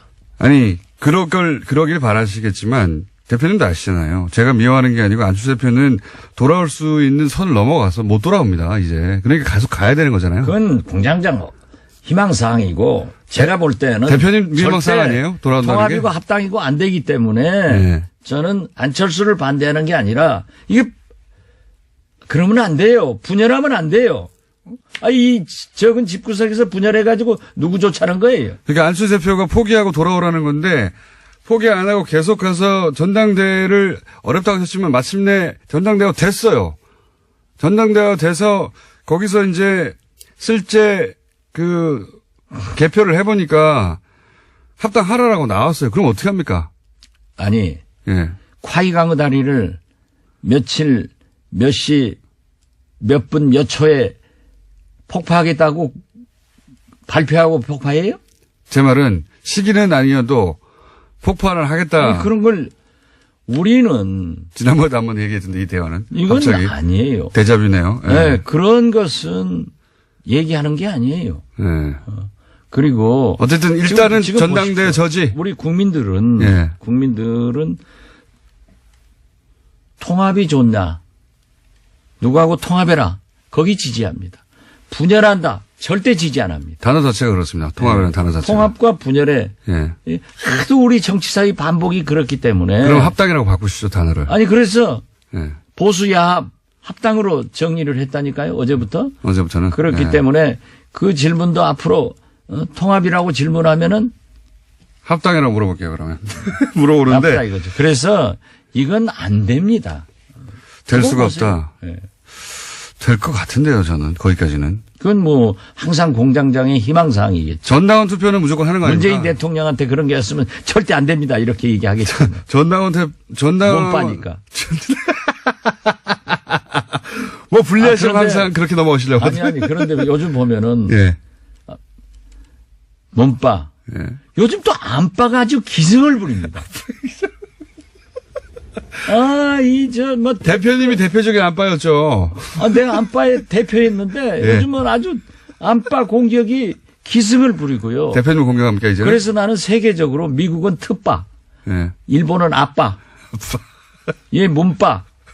그런데 그렇게 예. 좀 스트롱 파워를 가진 강한 힘을 가지고 많은 숫자가 잘하면은 안빠도 훌륭한데 그거 몇 사람 되지도 않는 게 돌아다니면서 말이지 달걀이나 던지고 또 자기들이 저한테 전화해요. 뭐 선처해달라 문자 보내고 하면서 그랬더니 또 박지원이가 말이야 자기 우리 모금하자 이런 구상 유치한 이 안빠는 안 돼. 그렇게 괴롭히고 있습니까, 지금 대표님? 괴롭히지 뭐. 예. 예. 계란도 던졌다가 전화도 했다가 문자도 보냈다가 SNS도 왔다가. 그런다고 눈 하나 깜짝할 박지원이 아니에요. 저는 댓글을 안 봐요. 눈 하나 깜짝 안 하시는 건 제가 잘 알고 있습니다. 제가 옳은 일 아니에요. 아니 보십시오. 박지원이가 구태 정치라고 하면은 손잡고 아무 잭퍼 세력하고도 손잡고 집권의 길로 가야죠. 그러나 제가 DJ의 유일한 비서실장으로 이어가야 될 사람이 DJ가 적폐 세력과는 안 된다. 민주주의를 파괴해서는 안 된다.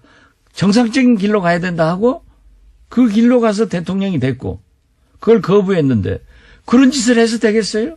이러니까 나는 처음에는 적폐 세력한테 우리 안철수 대표가 정치 보복 한다고 그렇게 얘기를 해서 그냥 실수했겠지 하는데 이게 본심이에요. 그거에 이제 보니까.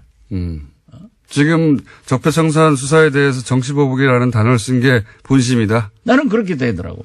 결과적으로 그런 모양새죠. 특히 내가 어제 네. 만만히 재판을 받았잖아요. 결심 받았는데 100만 원 받으셨죠. 100만 원. 청구를 했죠, 일단. 예. 아니 구형을 했는데 구형을 했죠, 검찰이. 구형을 했는데 또 이 많은 분들이 선거법에 100만 원 하면 의원직 박탈당하잖아요. 그 염려해서 또 연락이 와요. 예.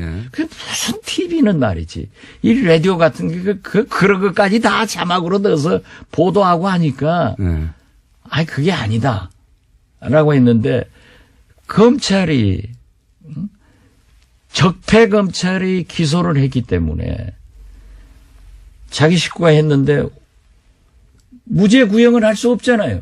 근데 무죄예요. 이건 100%. 홍준표하고는 달라요. 그거는 이제 법정에서. 그렇죠. 예. 법정에서 할 일이고. 예. 그런데 제가 그 얘기했어요. 2011년 9월 이 박지원이가 만만의 의혹을 제기했을 때 예. 2012년 4월 이 박지원이가 박근혜 대통령의 비리관계 의혹을 제기했을 때 낙곰수에서 예. 김어준 공장장 주진희 부자 나하고 셋이 했잖아요.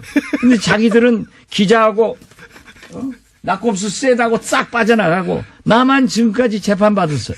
아닙니다. 그렇지만은 저희는 딴 건으로 바꾸고 있습니다, 아직도. 아니 그런데 예. 나도 15년 재판받다가 이번에 이제 선고하면 끝나는데 그때 만약 검찰이 수사를 제대로 했으면. 박지원을 수사할 게 아니라 만만에 박근혜를 수사했으면은 이러한 국가 대불행이 없었다. 국정농단 사건이 없었다. 그래서 지금의 검찰처럼 적폐청산에 주력하지 않고 정치보복 수사를 했기 때문에 이 검찰은 과거 검찰은 국정농단의 공범이다 내가 그랬다니까요. 알겠습니다. 그런 세상인데 이런 사람들하고 손을 잡고 그런 사람들하고 잡아서 집권을 생각한다고 하면은 그것이 구태지. 응? 오래 살아서 좋은 짓 하면은 그것이 구태예요? 오래 살았어. 대표님, 우리 시간이 다 됐고요.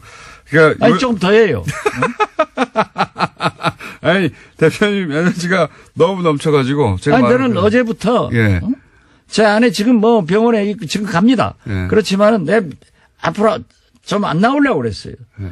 그런데 이게 내가 병원에서 울고만 있을 수가 없어요. 그래서 어제부터 아주 마음을 독하게 먹고 예. 이건 아니다.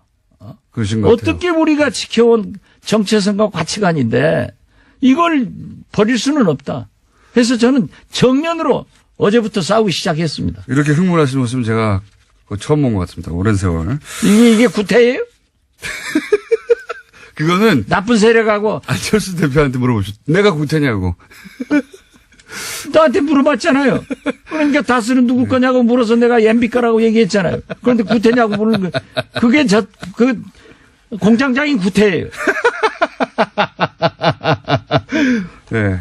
지금 화가 나셔가지고 보이는 사람마다 멱살을 잡고 지금 뭐 흔들고 계시는데 한마디로 말해서 그럴 거면 안철수 대표 나가라 이렇게 요약할 수 있겠네요. 우린 못 떠난다. 예. 가서 해야죠. 예. 절 싫으면 스님이 떠나야지. 저를 알겠습니다. 어떻게 지금까지 열받은 박지원 전 대표였습니다. 감사합니다. 정치 구단주. 정치구단주 박지원 전 대표였습니다. 다음부터는 그렇게 명명해 주세요. 알겠습니다. 감사합니다. 흥분해서 미안합니다.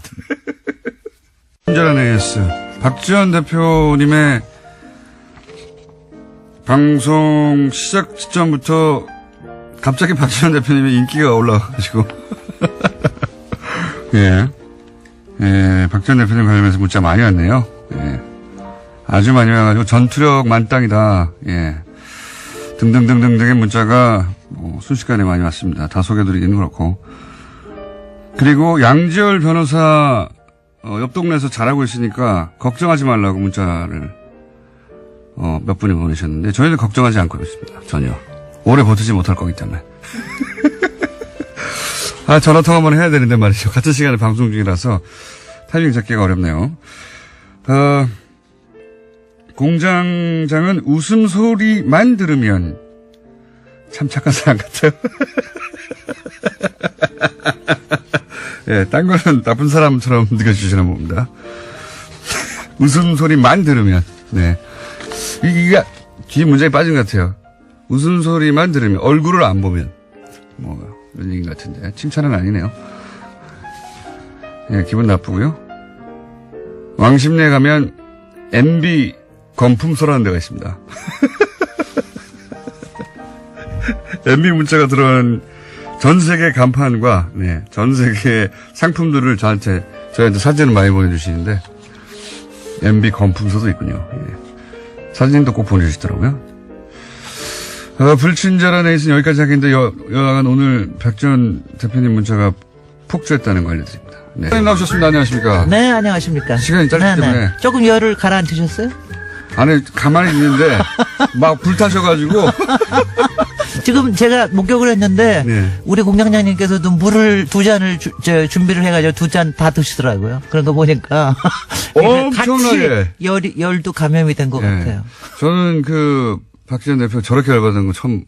그럴 겁니다. 처음 아니면 박지원 봤습니다. 대표가 여러 가지 못 참는 것 중에 하나가 비겁한 거예요.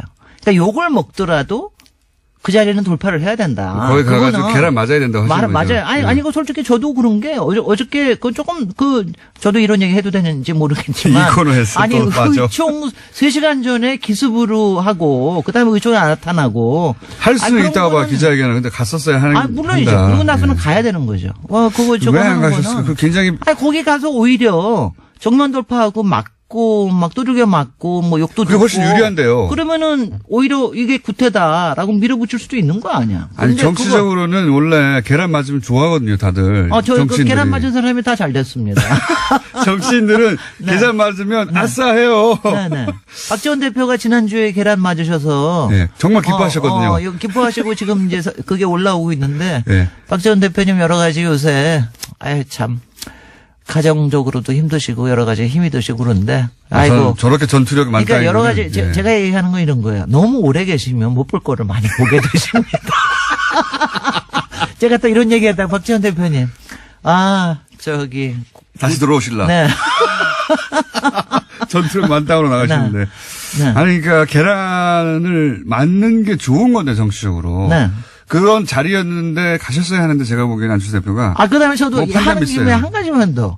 안철수 대표 제가 이해가 또 하나가 안 되는 게, 왜냐면 지금 자꾸 거짓말쟁이라고 지금 공격을 받으시잖아요. 근데 그 순간을 이렇게 피하기 위해서 뭐 통합 같은 게 통짜도 없다. 뭐 이런 식의 얘기를 왜 하시는지 모르겠어요. 왜냐면 난 그런 거는 왜냐면 그러니까 굉장히 그거는 무정치적인 박사님, 거라서. 네, 주제로 돌아오시죠. 그것은 아이고, 방송 죄송합니다. 이후에 네네. 예. 따라하시고. 자, 오늘 주제가 뭡니까? 제가요, 오늘 도시계획 중에 아마 여러분들이 아시는 단어가 많지 않으실 텐데, 그 중에 하나, 제일 많이 아실 거, 우리 공장장도 아실 수 있는 그린벨트라는 걸 들고 왔는데요. 그린벨트 하면 전 자동으로 이명박 전 대통령과 네. 최순실 씨가 떠오르요. 그린벨트 내에 있는 땅을 미리 사놨다가, 네. 그거 한 점만 딱 풀었다가, 예. 그거를 상업지역으로 했다가, 게다가 본인이 풀어요, 그거를. 본인이. 하여튼 공장장의 센스는 그렇고요. 근데 제가 이제 요번 겨울 방학을 지금 맞이하야 우리가 좀 정책에 대해서 공부 좀 하자고 도시에 대해서 조금 정통적인 방법으로 이제 공부를 하자는 그린벨트 뜻에서. 오늘 주제가 그러면. 그래서 오늘은 그린벨트 하는데 이 그린벨트를 가지고 나온 이유는 네. 이번에 문재인 정부가 이제 앞으로 5년 동안의 주거복지 로드맵이라는 걸 발표를 하면서 네. 앞으로 약 100만 호로를 지겠다고 얘기를 했는데 그 중에 상당 부분이 또 신혼 공공임대 네. 많이 하는데 그 중에 상당 부분이 그린벨트를 풀어가지고 하는 일이에요. 이게 대표적으로 과거 개발 정책 때 시도된 건데. 글쎄요. 문재인 정부에서 그래서 그린벨트를 풀기도 하고 그다음에 네. 그동안 택지 개발이라는 걸 안 썼거든요. 예. 거의 지난 한 5년 동안 거의 안 썼습니다. 그 택지 개발이라는 게 딴 게 아니라 토지를 수용을 해가지고 예. 그거를 공공적인 목적으로 쓰거나 수용한다는 건 건데. 정부가 산다는 겁니다. 네, 수용을 네. 한다는 건데 그걸 다시 들고 나왔다고 하는 예. 게 굉장히 좀 이명박 대통령 시절의 정책 같은 건데 이게 느낌이. 글쎄 말이죠. 예. 그런데 그게 조금 하여튼 이해가 좀 잘 안 된다. 예. 왜 이런 정책이 나왔냐. 왜 이런 정책이 나왔을까?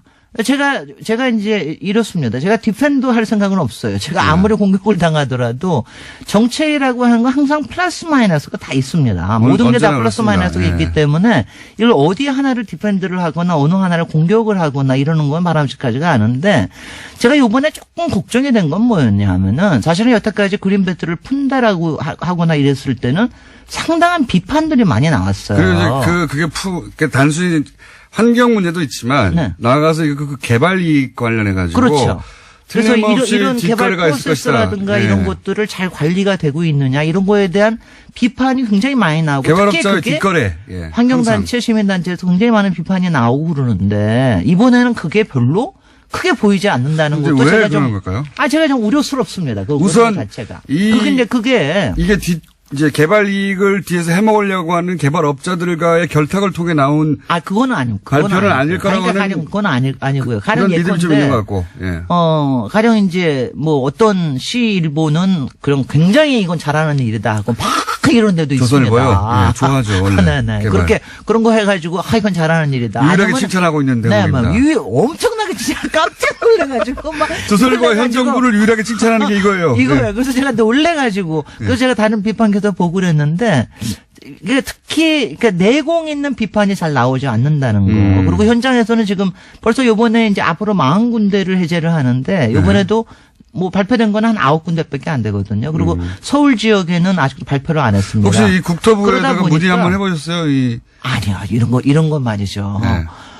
왜냐면은 그러니까 그 안에 숨어 있는 얘기들은 다 알고 있습니다. 근데 이거 물어보면 예. 아주 굉장히 힘이 듭니다. 왜냐하면 이게 서로 다 아는 거 아니냐. 뭐 이런 식의. 숨어 있는 얘기를 해주세요. 그러면. 아니 근데 숨어 있는 얘기를 하기가 네. 제가 숨어 있는 얘기를 오늘 다 하기보다 오늘 뭐 시간도 얼마 안 남았으니까 이게 굉장히 신기하네요. 제가 그린벨트는 다음 주에 한 번 더 할게요. 예. 그린벨트라는 걸 누가 만드는 건 아시죠? 모릅니다. 박정희입니다. 박정희 대통령. 예. 70년도에. 맞습니다. 그러니까 박정희 대통령의 예. 도시 우리나라 국토에서 제일 잘했다고 얘기하는 게 딱 하나가 있다면 그린벨트예요. 딱 하나는 그린벨- 아니고 몇 가지 있어요. 몇 네. 가지는 있습니다. 근데 근데 그 중에 그린벨트도 하나, 잘했다. 아니, 그린벨트는 굉장히 잘했다고 칭찬을 받는 거예요. 예. 근데 그거를 갖다 그래서 거의 성전처럼 여기 와서 그린벨트는 보호해야 된다. 물론 네. 한쪽에 풀기도 했지만 이거를 푸는 사람이 누굽니까?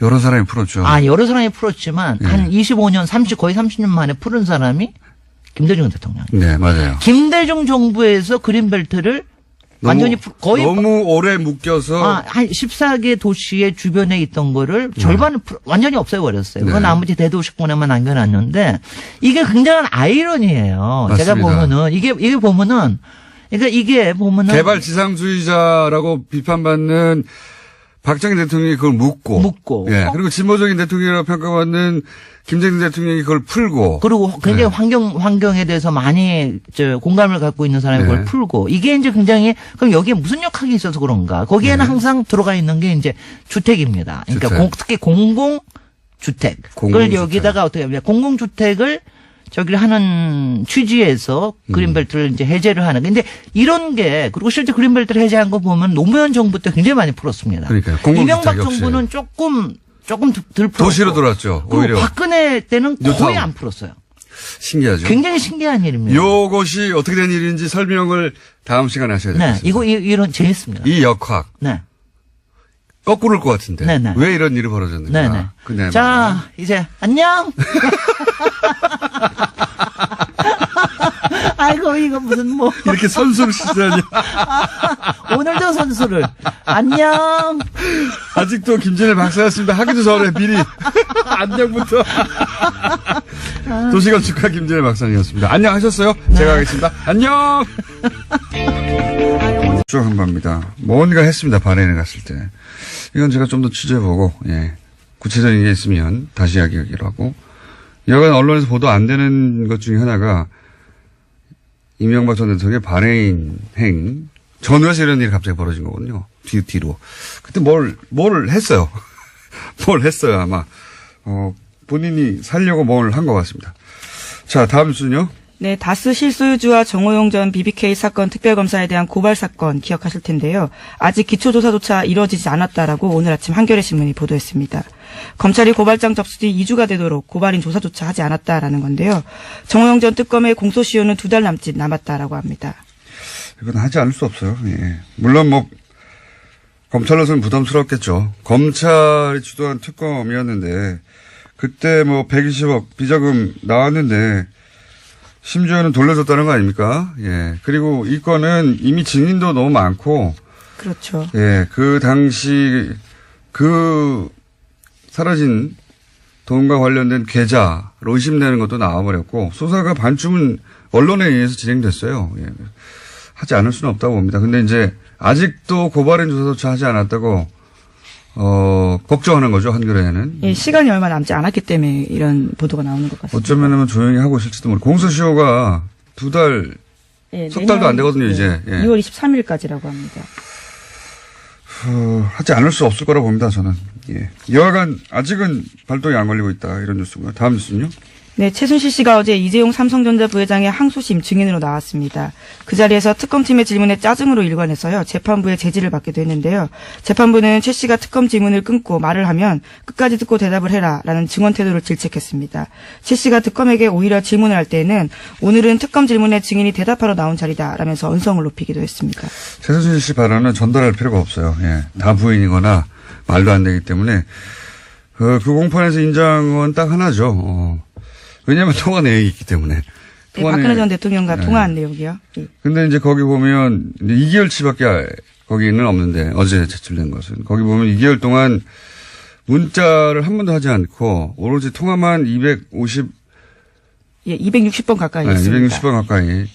그러니까 이게 이제 날짜로 나눠보면 하루에 4번 이상 했단 말이죠. 4번 이상 했는데 생각해보면 사람이 깨있고 활동하는 시간이 한 12시간 주로, 보다 보면 3시간마다 한 번씩 전화한 거예요. 하루. 매일매일, 주말도 없이. 이게 친해서 할 수 있는 통화의 주기가 아니거든요. 이건 단순히 친한 게 아니고 매일매일 어떤 업무가 있었던 겁니다. 대통령과 최순실 이 당시에 처리하거나 논의해서 결정할 업무가 있으니까 매일 3시간 간격으로 계속 통화하죠. 하루에 4번 이상씩. 이게 어떻게 단순 안보 3시간마다 안보가 궁금합니까? 하지만 최순실 씨는 어제 사적 대화였고 업무 관련 얘기는 없었다라고 주장하고 있긴 합니다. 이렇게 말하는 건 다 뒤집어서 생각하시면 되는데, 예. 이건 업무 진행, 업무 전화죠. 업무 전화. 그걸 매일 한 겁니다. 하루에 3시간에 한 번씩. 본인도 이렇게 이야기하긴 했는데요. 260번 가까이 한지는 모르겠지만 자주 할 수도 있지 않느냐라는 이야기했습니다. 그 자주가 통상의 범주를, 이거는 뭐, 연애에 불타는 사람들도 이렇게 할 수는 없어요. 예. 만약에 연애로 3시간에 한 번씩 매일매일 이렇게 온종일 1년 내내 한다면 미친 거죠. 예, 업무였다. 자, 다음 뉴스는요? 네, 지난 정부에서의 문화계 블랙리스트가 감사원 결과보다 6배 이상 많다라는 발표가 나왔는데요. 그러니까 2,670건에 달한다라는 겁니다. 문화체육관광부 산하의 민간합동 진상조사위에서 어제 발표한 내용인데요. 이것도 중간조사 결과에 불과합니다. 여기에는 새로운 작품들이 또 들어가 있는데요. 최승호 MBC 사장의 다큐멘터리 자백, 장강명 작가의 소설 한국이 싫어서 등이 포함됐습니다. 이게 이제 국정원 아이오 정보관이 와서 요구했다는 거 아닙니까? 예를 들면 영화 같은 경우는 영화진흥위 와가지고. 예. 네, 구체적인 진술도 있습니다. 국정원 비판한 내용이 있기 때문에 가장 큰 문제가 된다. 이렇게 이야기했다고 합니다. 그런데 이것도 역시 진상조사위 외부에서 만들어진 위원회가 감사원 결과보다 더 많이 밝혀내고 있거든요. 국방부도 마찬가지입니다. 예. 국방부 무슨 용관이 통뼈입니까? 다 대한민국 내부에 있는 감시를 받아야 되는, 네. 군이라고 해서 다 빠져나가고 하면 안 되는 거, 절대 안 되는 거죠. 그래서 숨어서 그런 것만 조직 만든 거잖아요. 거기가 안에 숨겨가지고 군에 그 특성을 이용해서 처음부터 다시 시작해야 돼요. 네. 어쨌든 감사원 감사 결과보다 몇 배나 많은 숫자가 있더라. 예, 국정원이 그렇게 했다. 뉴스고요. 예. 자, 시간이 별로 없기 때문에 리얼도 있고. 자. 네, 제목만 말씀드릴까요? 제목만 해도 우리가 제목만 말하고 끝나진 않잖아요. 네. 잘 골라서 예. 하나 두 개 정도 얘기해 주세요. 네, 삼성 이건희 회장의 차명 계좌에 대해 과세해야 한다는 정부의 자문기구 결정이 나왔는데요. 삼성 특검 수사에서 드러난 차명 계좌 양만 4조가 넘습니다. 이에 대해서 처음으로요, 정부가 이것을 과세해야 된다라고 밝힌 겁니다. 이것도 위원회예요. 그렇죠. 금융위는 사실상 삼성 편이었거든요. 예. 과세의 액수가 결국 금융위의 주장대로 하자면 얼마 되지도 않는 4조 4천억 전체 대상이 아니라 이었는데 역시 여기도 마찬가지로 예. 외부 금융위가 그거 아니다. 자문기구죠, 자문기구. 예, 정부 자문기구인데요. 금융행정혁신위원회에서 결정했습니다. 위원회. 금융위는 당국은 정부 당국은 금융당국은 삼성 편의 결정에 가깝게 했다면 위원회가 나서서 그거 아니지 않냐고, 예. 국방부 다시 해야 된다니까, 이런 식으로. 예. 그래서 삼성에 대해서 제대로 과세하라는 위원회 결정이, 권고사항이 나왔고요. 예. 하나만 더 하면. 네, 바른정당과 합당을 추진하는 국민의당 안철수 대표가 어제 긴급 기자회견했습니다. 연말까지 전체 당원 투표로 합당 여부를 결정하자라고 제안했고요. 부결되면 당대표에서 물러나겠다라고 밝혔습니다.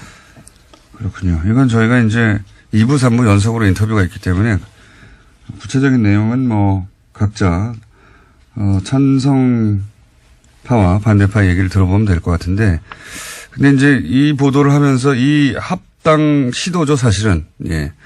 통합은 원래 같이 있다가 헤어졌다가 다시 만날 때 그런 표현을 쓰는 게 적합한 것 같고 이건 서로 완전히 다른 당이 합당하는 거죠. 그러니까 합당 시도라고 보는데 저는 이 합당 시도의 성격 규정을 안 해줘서 저 나름대로 성격 규정을 해보자면 성격 규정이 제일 중요한 것 같은데 이거는 보수 재편이죠. 보수 재편. 보수를 재편하고자 하는 큰 프로젝트의 첫 부분이 실행되고 있다. 저는 그렇게 성격 규정하는데 왜냐하면 국민 발은 각각 39석, 11석 합치자 그런 당대당 합당 시도 그런 계획이라면 이렇게 안 하죠. 왜냐하면 보통 합당은 몸집 부풀리기거든요. 예. 근데 11석, 39석이 지금같이 진행돼서는 그대로 유지되기 어렵단 말이죠. 오히려 거꾸로 당이 쪼그라들 수도 있어요. 합당을 해놓고 원래 당보다 숫자가 줄어들면 합당할 이유가 없잖아요. 그러니까 이건 당대당 합당의 차원에서 보면 안 되고 그렇게 해서 그리고 있는 목적하는 뭐가 뭐냐. 보수 재편이라고 하는 큰 프로젝트의 일환인데 여기서 이제 중요한 건 안철수 대표 혼자서 그런 큰 프로젝트를 다 할 수 있느냐? 없거든요. 당연히. 사실은 그런 크기면 안 되겠다 하는 생각을 다시 한번 하게 되는 것이 이 국정원 TF 때하고는 또 다른 것이요. 국정원 TF도 비슷한 구조로 했거든요. 예. 위원회 만들어서. 지금 그 국방부 TF가 하는 거 아닙니까 이게? 예, 그렇죠. 지금 거기서 먼저 하고 있는 겁니다. 네. 근데 그 기억을 되돌려 보면 국정원 때는 중간중간에 발표하고 중간중간에 수사 의뢰하고 이런 일이 이루어졌었어요.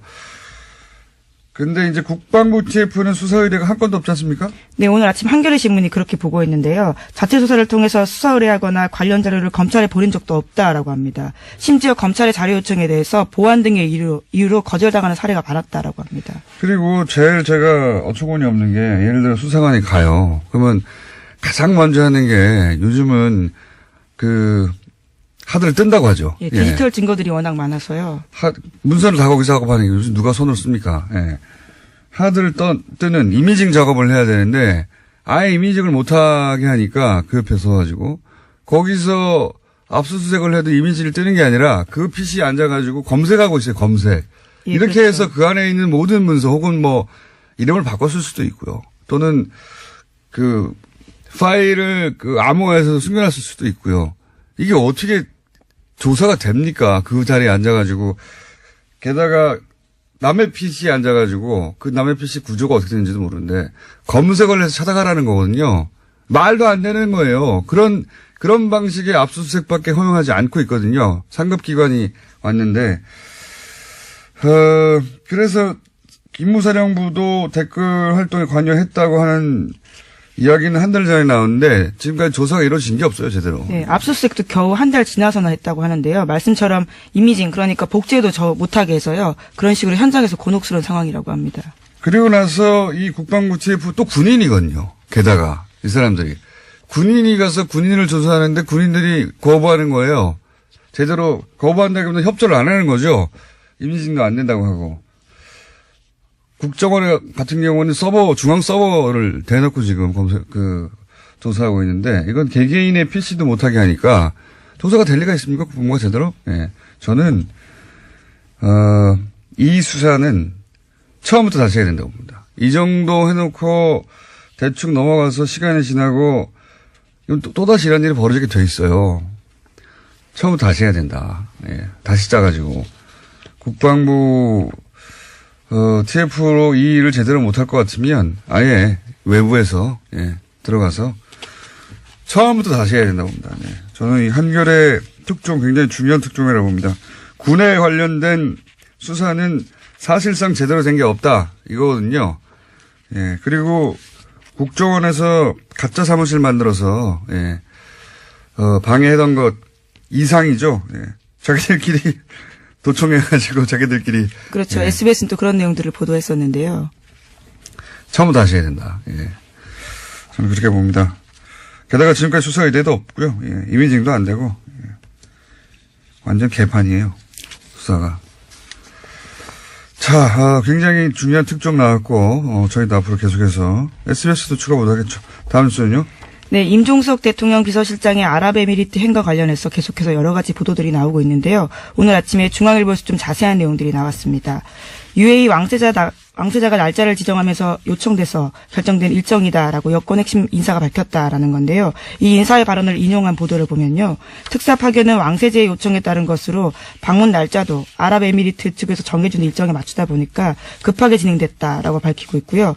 양국 간의 시급한 관계 개선이 주목적이었다라고 말하고 있습니다. 처음으로 좀 구체적인 여러 가지 설들이 나오다가 이건 이제 양 국가 간의 외교적 차원에서 벌어진. 안녕하세요, 김호준입니다. 국가보훈처는 어제 감사 결과를 발표하고 박승춘 전 보훈처장을 수사 의뢰했습니다.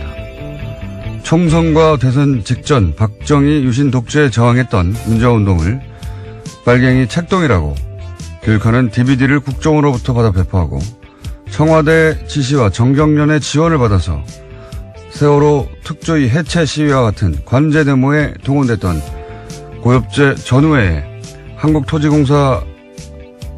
한국토지주택공사로부터 주택사업 우선사업자가 될 수 있도록 지원하는 등 혐의는 여러 가지입니다. 이 수사 의뢰에 대해 조선일보는 또 한 번 정치보복 프레임을 끌어들였습니다.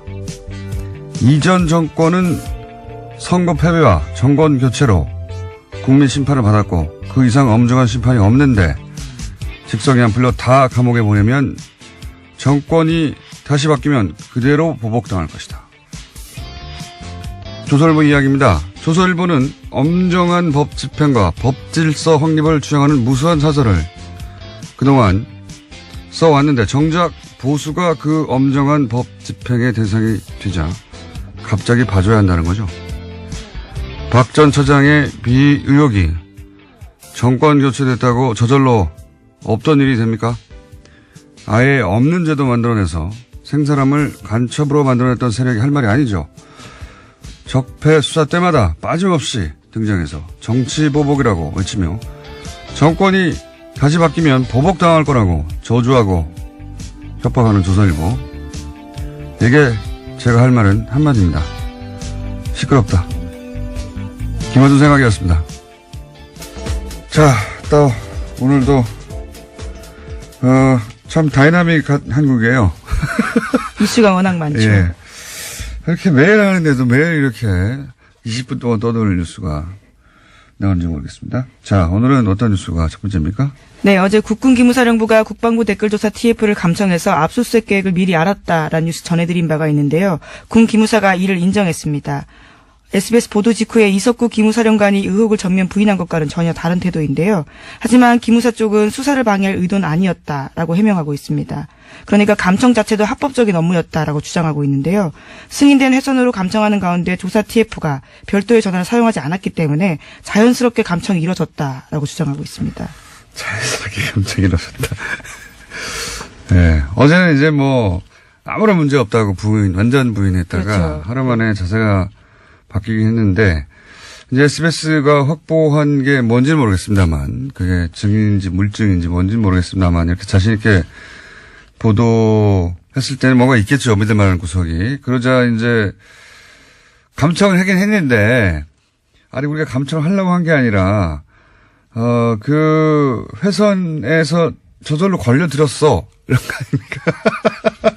제가 최근에 본 해명 중에 가장 창의적이네요. 저절로 걸러들였을 뿐 우리는 하려고 한 게 아니다 이거죠. 예. 예, 저절로 걸러들었다고 하더라도 어쨌거나 그 내용을 보고했고요. 그 보고한 문서를 삭제했습니다. 그런데 그게 복원돼서 걸린 거거든요. 그러니까 왜 삭제했는지에 대해서는 설명하지 못하고 있는 거죠. 아니 이게 상급기관이 범죄 혐의를 지금 조사하고 있는데 저절로 걸렸다고 하더라도 그걸 보고하거나 거꾸로 예 이거 이 회선을 닫아야 된다고 보고하거나 혹은 거기에 대해서 그 회선을 이 사실 자체를 사실은 조사 대상에게 알려줘야 되는 거예요. 예. 그런데 그렇죠. 수사 방해가 될 수 있는 상황이니까요. 근데 이제 그거에 대해서 이제 자기들은 압수수색에 대비해서 증거인멸을 시도했다. 예.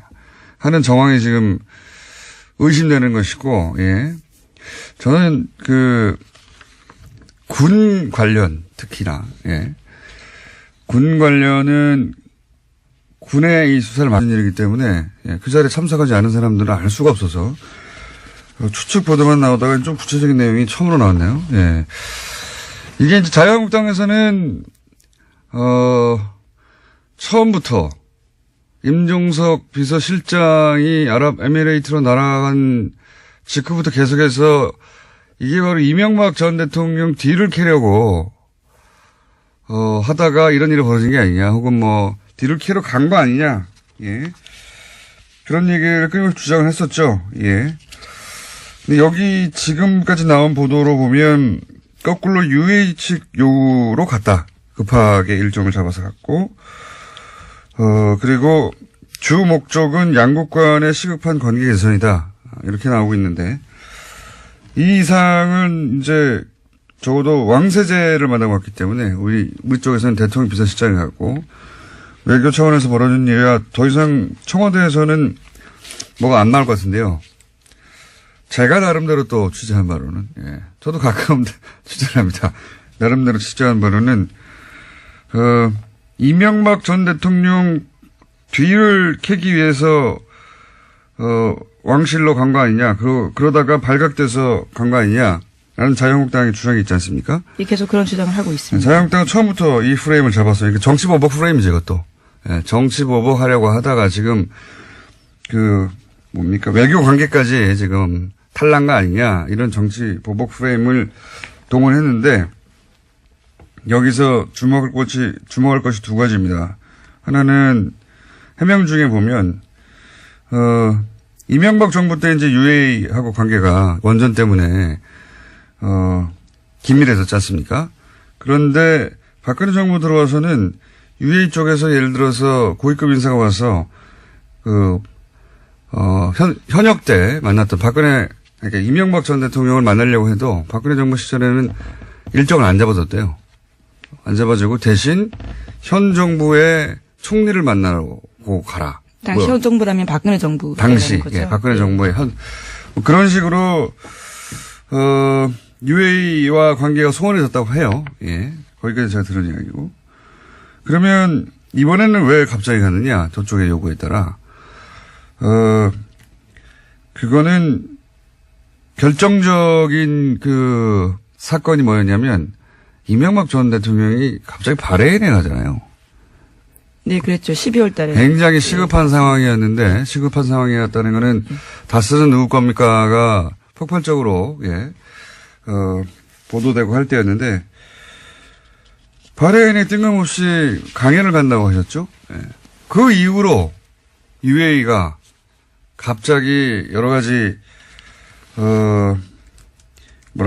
항의를 현 정부에 했다. 이명박 전 대통령이 바레인에 갔을 때, 그러니까 정치 보복을 하다가 UAE가, 관계가 나빠진 게 아니라, 이명박 전 대통령이 바레인에 갔을 당시에 무슨 일이 일어났다. 이거는 제가, 전후 사정을 취합하다가, 저의 추정입니다. 이것도 역시 참석해 보지 않았기 때문에 이 고위급의 만남에 이명박 전 대통령이 뭐라고 했어요. 예. 네, 12월 달이 아니고 11월 달에 갔습니다. 제가 날짜를 잘못 말씀드렸는데요. 뭔가 이간질을 했어요. 예. 뭔가 이간질을 가서 하고 그 얘기를 들은 UAE는 이명박 전 대통령의 예를 들어서 다스 관심 없어요. 당연히. 그게 아니라 뭔가 이간질을 한 것 같다. 예. 그리고 그 프레임에 딱 맞춰서 자유한국당이 정치보복이라고. 예. 여기까지가 제가